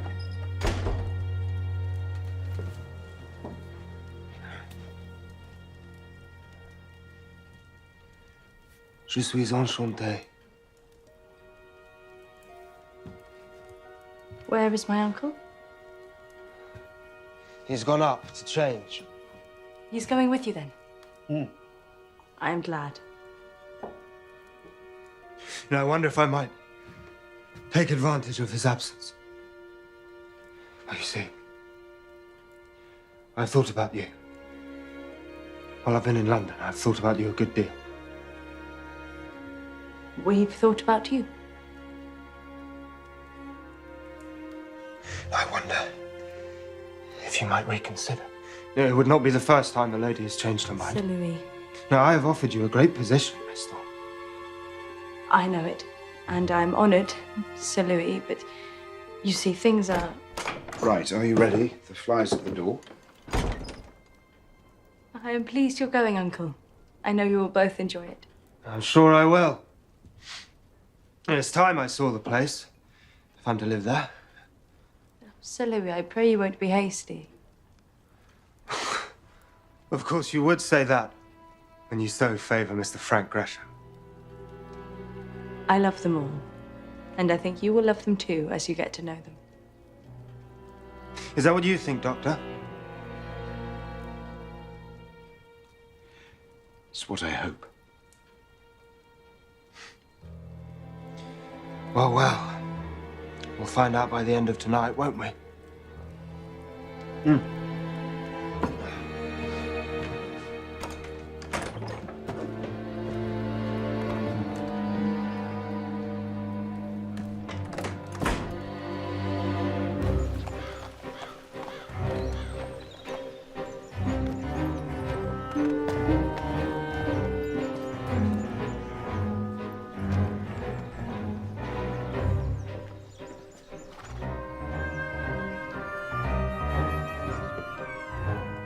Sir Louis Scatcherd and Dr. Thorne.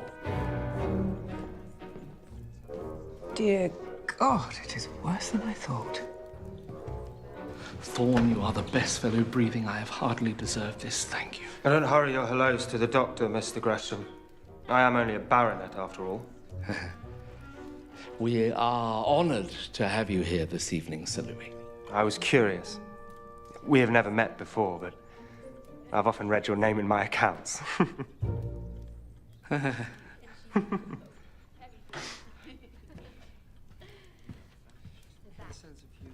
Good evening, Lady Arabella. I hope I find you well.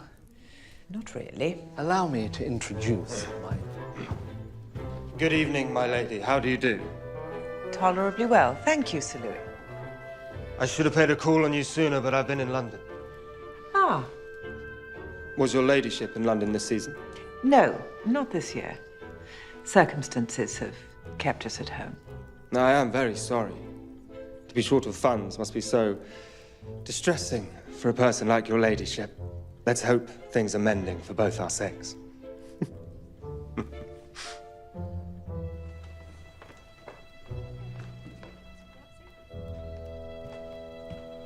Do you hunt, Sir Louis? It depends what I'm hunting for.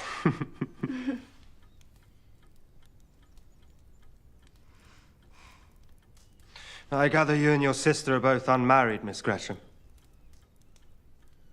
Well, my sister is engaged to Mr. Oriel, but I suppose I am. I can see I shall have to watch out. Watch out for what? An unmarried girl in pursuit of a rich baronet. We've needed you, Sir Louis, to shake us up in our country ways.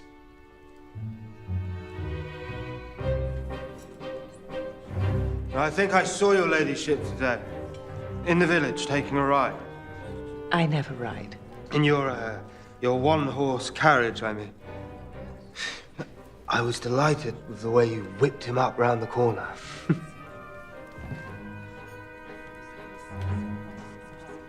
A good-looking country round here. Yes, very. No, I hardly know which I like best. This or my own place of Boxall Hill. You have the advantage here in trees, but as to the house, you'd hardly know the place now, Lady Arabella, if you haven't seen it since my governor bought it. Now, how much do you think he spent? Well, guess, my lady. I never guess. I'll tell you because I like to be precise. It cost £22,419, 4 shillings and 8 pence. It's a tidy sum. Hey, my lady, isn't it a tidy sum? Lady Arabella?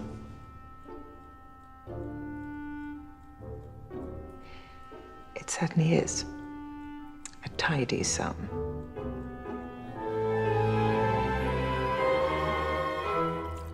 You know, you parsons have the luck.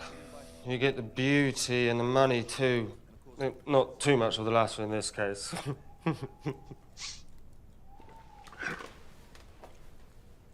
Poor Mr. Gresham. He's been a fool. He's muddled his matters most uncommonly. Now, what do you think he owes me? Well, have a guess. Give me a sum. I must go. Well, the parson seems a bit peaky. And maybe he's not too sure about marrying your sister. But he's got his own money, hasn't he? Yeah, if she's short of a bob or two, he has more than his bare living. Yes, Sir Louis. Enough to survive the radicals when they shut the church down. No land, though, I suppose. There's nothing like land. Is there, Squire? Nothing like dirty acres. Now, while I've got your ear, Squire, don't let's get bogged down in lawyers like Mr. Gaysby here. I beg your pardon.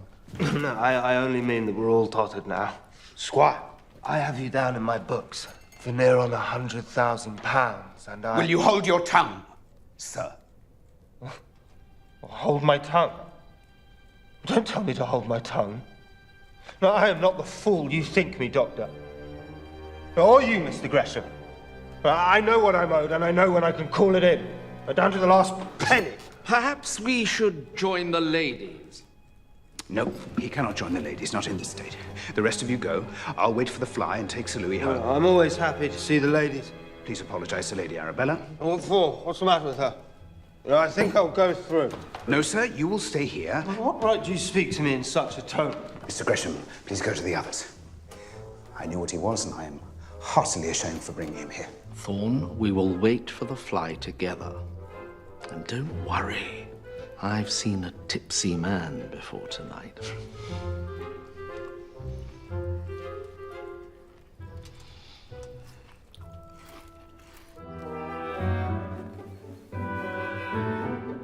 You should get started. The train will be in at 3 o'clock. Take Beatrice with you. How can Aunt de Courcy help? Frank's mind is made up. He won't be talked out of her now. I agree with you. There is no further point in talking to Frank. Then why is she coming? Mayn't I entertain my sister-in-law? Lady de Courcy is full of ideas. Isn't she just? And doesn't she like to share them? Perhaps we ought to set her on Sir Louis. Oh, don't speak that man's name in my presence. Where is he now? Boxhall Hill. Beatrice says he never went back to London after that frightful dinner. How does she know? Mary Thorne told her. There's another name I had rather not hear spoken. Honestly, Mamma, what with the Thorns and all the Scatchards? We shall have to talk in a dumb show if you keep this up.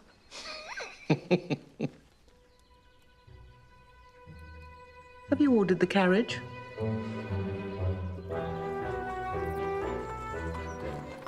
I am glad to see you, Aunt, but I don't see quite what you can do. I may be useful, you never know. What about you, Alexandrina? Are you going to be useful too? My cousin is making a mistake, but I have not much to add to it. When is Frank coming back from Cambridge? Later today. He's finished there. Now I understand the urgency. Can you explain what you mean? All in good time. Ah, here we are. Oh, I don't know what to say to him. He's in such a rage against the Greshams, Master Frank in particular. He rants and raves and drinks worse than ever. I'm sorry to hear it. He can harm the Greshams if he's a mind to. I fear he has. He's instructed that scoundrel Winterbones to sue Mr. Gresham for the money. And it's to begin the day after his birthday.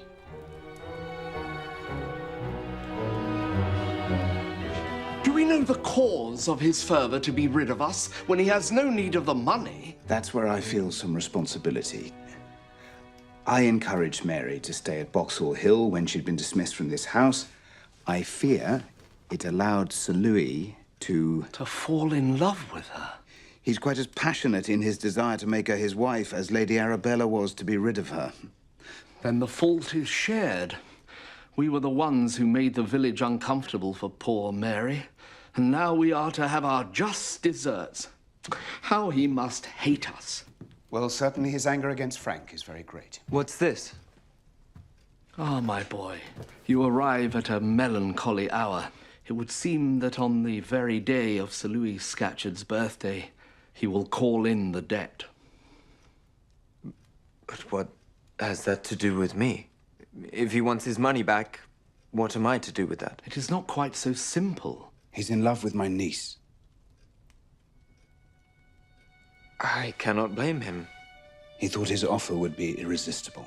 And now the chance to render his rival penniless and landless is equally compelling. I see. Then clearly I must call on Sir Louis Scatcherd. I don't believe there'd be anything to gain. Why, Doctor? You say yourself that he's in love with Mary, and if any man living can understand that, it is me.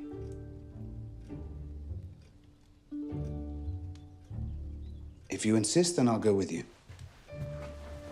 But I do not share your optimism.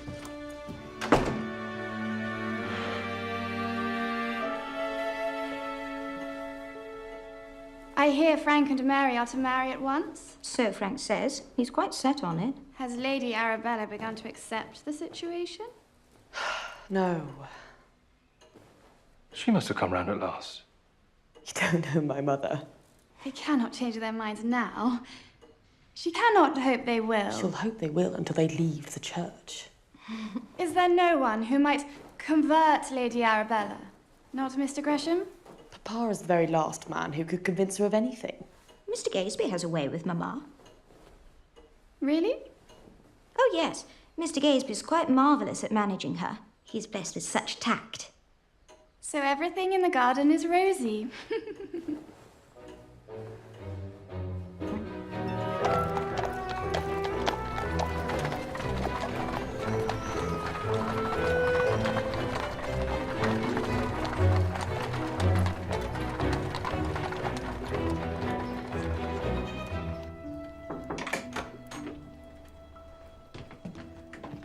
Countess de Courcy and the Lady Arabella Gresham. Is your uncle not at home, child? He sent a message. He has gone to Boxall Hill. It is just as well, since it is to you we wish to speak.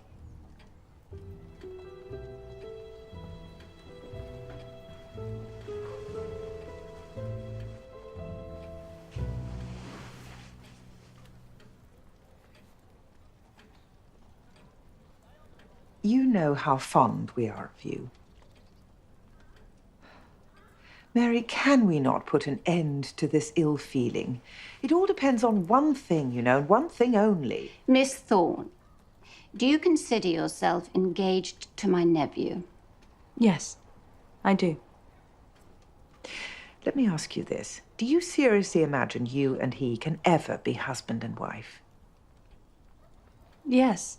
So you are set on holding poor Frank to a word casually given, but now as binding as hoops of steel. And this family must lose its home and position.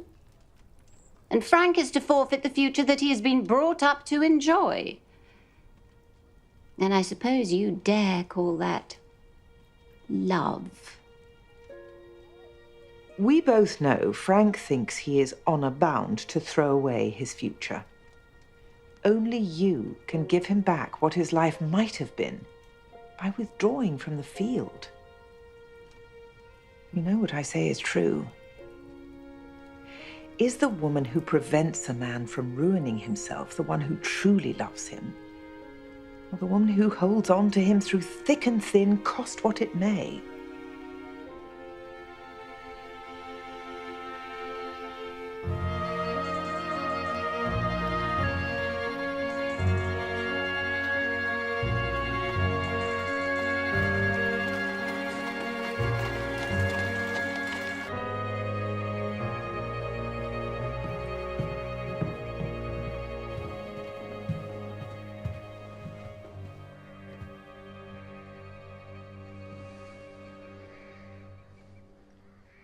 How dare you come here without an invitation? I invited them, Louis. At least I'm always pleased to see them both. It's my fault. I wanted to come. Why? Because I cannot bear to be the cause of my family's ruin. You're not the cause. Your father's debts are the cause. You would not treat him with such harsh measures were it not... Say it. Master Frank is only trying... Say it! He thinks your decision may have something to do with the fact that he is marrying my niece. Well, why shouldn't he marry your niece? Or any other girl who's not afraid of life with a beggar. I don't see why we must fall out. Do you not? When she takes the nothing that you offer her over everything that I laid at her feet. Miss Thorne appreciated the care you took of her, Louis. Silence! You unnatural woman! Who prefers this wolf cub over your own child? Indeed, I do not. And you, Dr. Thorne, my guardian, who was so very anxious to guide me, but who couldn't control the sneer on your face when I told you of my plans. I didn't sneer. I did not think you would suit each other. Not suit? To take the niece of a country doctor and make her the equal of any lady in the county, not suit? I'm sure Mary was very conscious of the honor you paid her. Was she? But she and I, we've grown up together. We've known each other since we were children. Well, you've not known me. Not any of you. And there's no Gresham or Thorne who would call themselves a friend of Louis Scatcherd. So, Louis, there is no man living who understands more clearly the pain you're feeling. No pity, no pity. I forbid it. I will not let you pity me. I will not. So fetch my horse. Right you are, sir. Joe, come back! You're in no state to walk, still less to ride! I warned you not to stop me. Now look what you've made me do. Oh, my Louis! Now I'll find her and get a proper answer.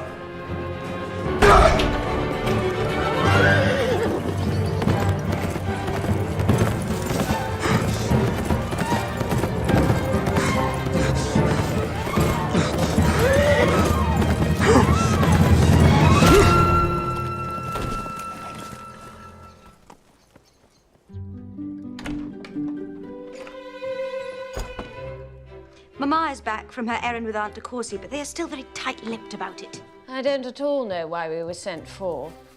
I thought the question of Frank and Miss Thorne was settled. I cannot help you. Mamma has been most mysterious. No doubt we'll find out soon enough.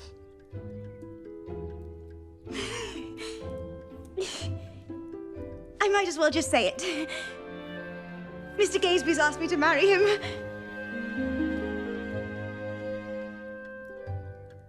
What? He came to me yesterday evening, before dinner.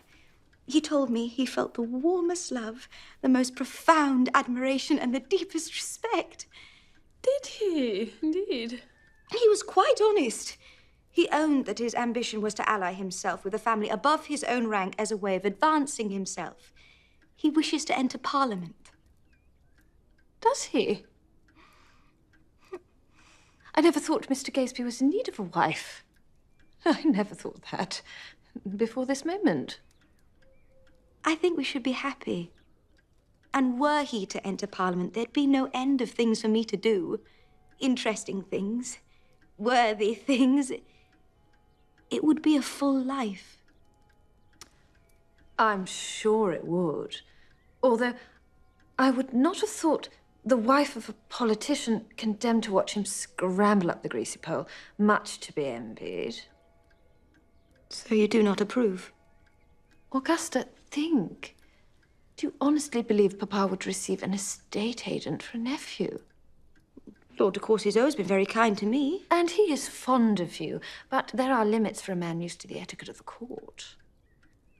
You mean because Mr. Gazeby works for his living? You say he's an honourable man, and so he is, but so is Mr. Scraggs the butcher, or the man who cleans the billiard room. They're clearly not dishonourable. Does that mean they're fit to dine at the high table? So I must refuse him? My dear, I did not agree with Mr. Moffat, but he at least possessed a large fortune. What have we here? I know what I must do. Thank you, Alexandrina. Take a horse from the stables, ride to my house, tell Mary what's happened. I'll bring Lady Scatcherd home with me in the carriage, and then I'll send it on to Greshamsbury. Will she want to leave Sir Louis? He will not be Sir Louis then, but only a shell of what he once was. You think there's no hope? There's none whatsoever. His lung was punctured in the fall. His struggle will soon be over. A sad death to end a sad life. I wonder if his words were true and I failed in my duty towards him. You did your best. Sir Louis Scatcherd was damaged beyond repair before you laid eyes on him. Even so, I should have done more. I could have done more. Doctor! Come quickly! Go, tell Mary everything. Dr. Thorne! Rest, Sir Louis, I beg you.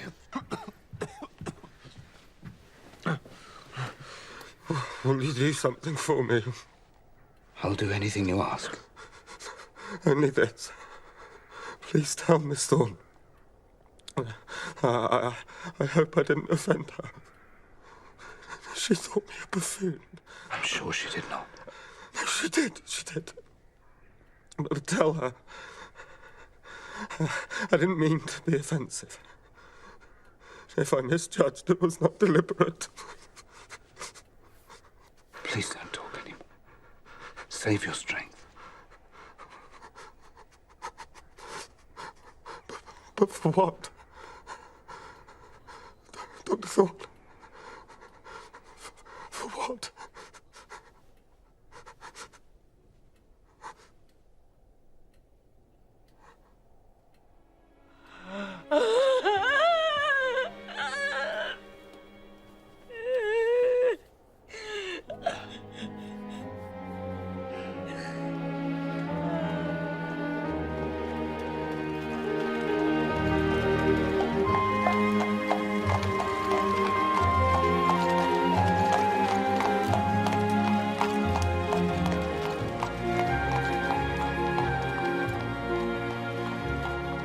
Come and sit by the fire. Mary will have your room done in no time. How proud you must be of her. I am, Lady Scatcherd. Before you go up, I want to take advantage of her absence to talk about something which may be painful. I'm in so much pain now. A little more will make no difference.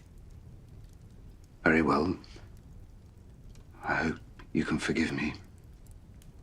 But do you know the next heir to Sir Roger's fortune? No, Sir Roger never told me. You know his sister Anne had a daughter before she left England. Of course I knew. She wanted me to have her, but that was before I went to nurse Master Frank, and I was struggling to feed myself and Louis. Do you know what happened to the baby?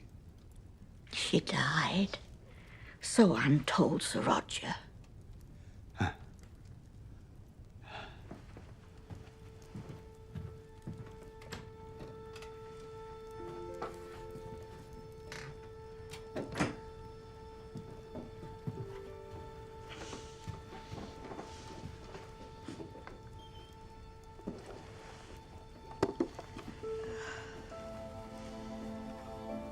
How did you get this? I knitted this shawl. I gave the medal to Anne's child for luck. I, Anne Scatcherd, give my baby daughter Mary into the charge of her late father's brother, Dr. Thomas Thorne of Greshamsbury. But that was... Me. I'm the man that gave the child shelter. Sir Roger and Sir Louis's heiress is Mary Thorne. Mary? Oh, but did Sir Roger know it? Yes. He knew she was his niece. He gave her his blessing. Then I think I can bear the pain. Janet, where is my uncle? Please, let's say no more.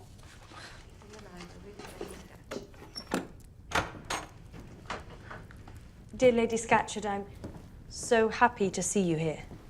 Everything's ready if you'd like to go upstairs. Janet will take you, and I'll be in to say goodnight. Thank you, my dear. Thank you. If you'd like to come this way, Lady Scatcherd. Was it very terrible? It was pitiable. It was more pitiable than you could know. I bore him no ill will. May he rest in peace. And now we must do everything we can for his mother. Uncle.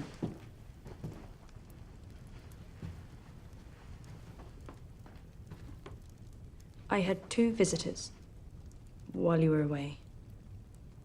From Lady Arabella Gresham and Lady de Courcy. The Countess de Courcy in this house, heavens. I've decided to give Frank up. What? Please don't argue with me. I was persuaded I was being selfish in holding on to him. My dear, Lady Arabella and Lady de Courcy are a pair of snobbish, selfish old crones. That may be true, but that does not make everything they say untrue.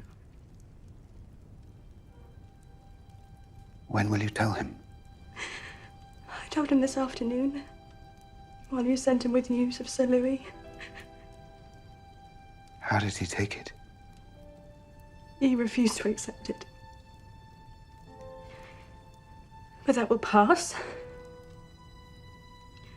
And he will be free to do his duty. I doubt that. I won't change.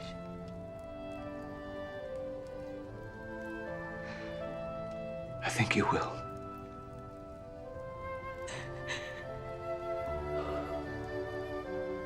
Come on. I'll take a new look at things tomorrow. So, Sir Louis is dead, and we are cast adrift again. But I pity him. That's not my only reason for coming here this morning. Lady Arabella and her sister-in-law paid a call on Mary yesterday. Oh, dear. Before I tell you the substance of their conversation... It is not hard to guess. Maybe not, but will you answer me one thing? What is your real objection to the union of Frank and Mary? Simple. What would they live on? So if that difficulty were got over, you would not refuse your consent because of Mary's birth?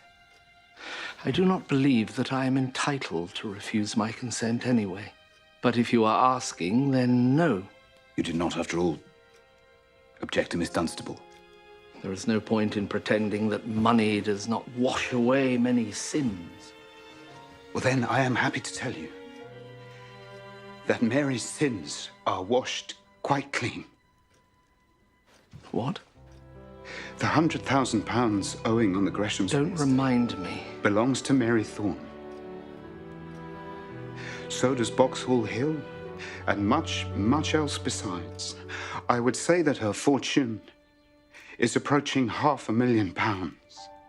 I don't understand what you're telling me. Mary is now in possession of Sir Roger Scatcherd's money? She is. Her mother was Sir Roger's sister.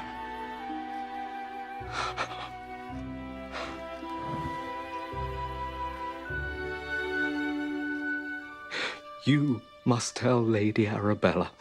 Say I sent you in to treat her, and then tell her the news. I will.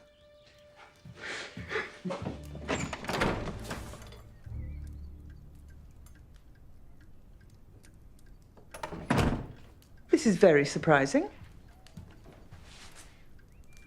Mr. Gresham asked me to look in and see how you are. Please do not trouble yourself. I'm sure you have more than enough to concern yourself with. Lady Arabella is very tired. I spoke to Mary before I came out. Oh, yes?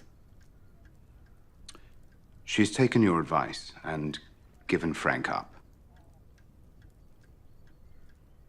She has? Really? Then, Dr. Thorne, we have no further need to quarrel. Thank you for this news. Thank you. What a sensible girl. She is a credit to you. I confess I am sad they're not to marry. Maybe. But Mary's good sense has taken her to the right decision. No, I'm sad because I should have liked Greshamsbury to be saved. I do not understand you.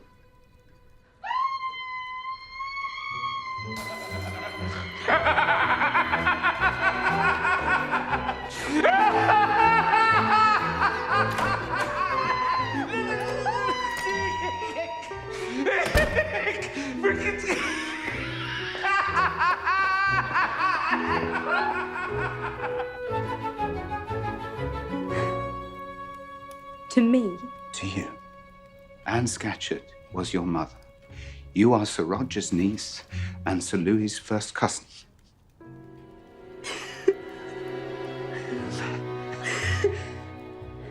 But do you mean Boxall Hill is mine? Boxall Hill and Greshamsbury and plenty more besides. Plenty. Does Frank know? I've told the Squire and Lady Arabella, so he'll know by now. A carriage has arrived, Doctor. That's sooner than I was expecting.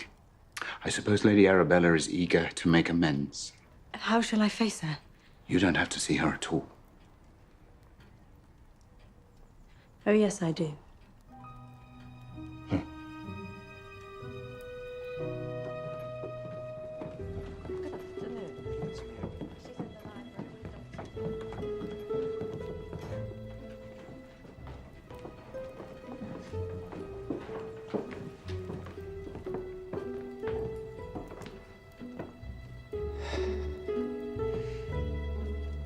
Mary. Dear, dear Mary. How do you do, Lady Arabella? My daughter, my child, my Frank's own bride. Can you forgive me my anxiety over my son? Lady Arabella, what? I know how it is. You judge me that I fought like a tigress protecting her cubs, but would you not fight to defend your child from the storm? Very possibly. Shall I rend my garments and throw myself down into the dust to show you my remorse? Mamma, if you would stop your gushing for a moment, I believe Mary is entitled to a word on the subject. But I wish to make... Hush, my dear. Frank is quite right. Mary, we have behaved very badly towards you in the past, and there is no need for you to pretend otherwise. That's all over now. I will not criticize a mother for loving her son, but I hope you will not criticize me for loving him too. Of course, now that we are no longer engaged. What? We broke it off after you begged me to do so. Oh, no! That was before. Frank, what are you thinking of? I order you to marry this charming girl. You order me to marry Mary, Mamma. As I always would have if only circumstances had been different, which they now so happily are. Quiet, Belle. You have got off lightly. Let us leave Mary and Frank to settle things between them. I'll see you out. But I don't understand. Are they not to marry? I do wish you'd explain things to me. Will you follow your mother's orders? Very willingly, if you'll allow it. I had intended to go away to help you forget me. That would never have worked. I should have pursued you to the ends of the earth. But now I won't have to. No. Now you won't have to.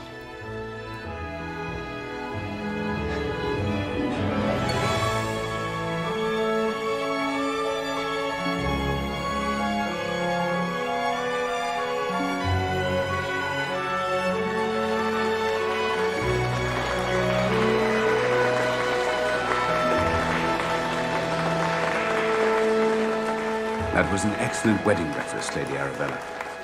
We wanted to do things properly on this happiest of days. And so you did. How lovely Mary looks. A vision of youth and beauty. Oh, thank you. Frank, we expect to see you both at Courcy Castle the moment you come back from your wedding journey. We shall be there, Uncle. And they have a wedding of their own to celebrate. Who's getting married? You, Porlock. No, Alexandrina. She is to marry Mr. Gaisby in December.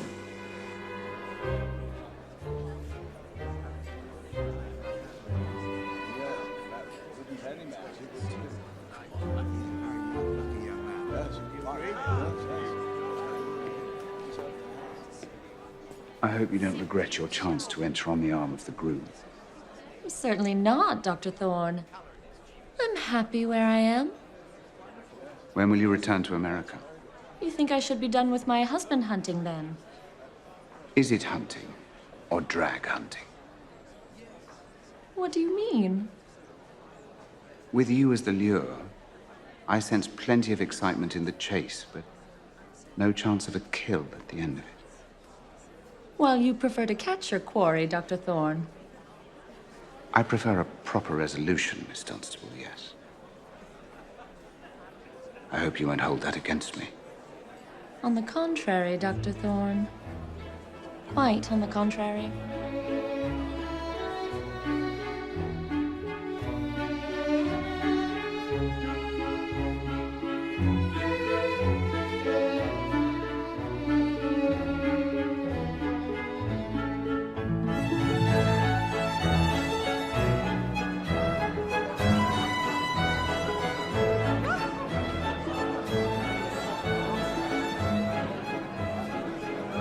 Here's a happy ending for you, Dr. Thorne.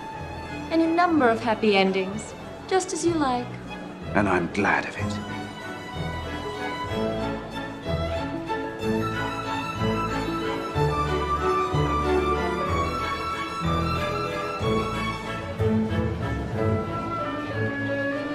Now, what do you say we take a turn around the floor ourselves, Miss Dunstable? I should be delighted, Dr. Thorne.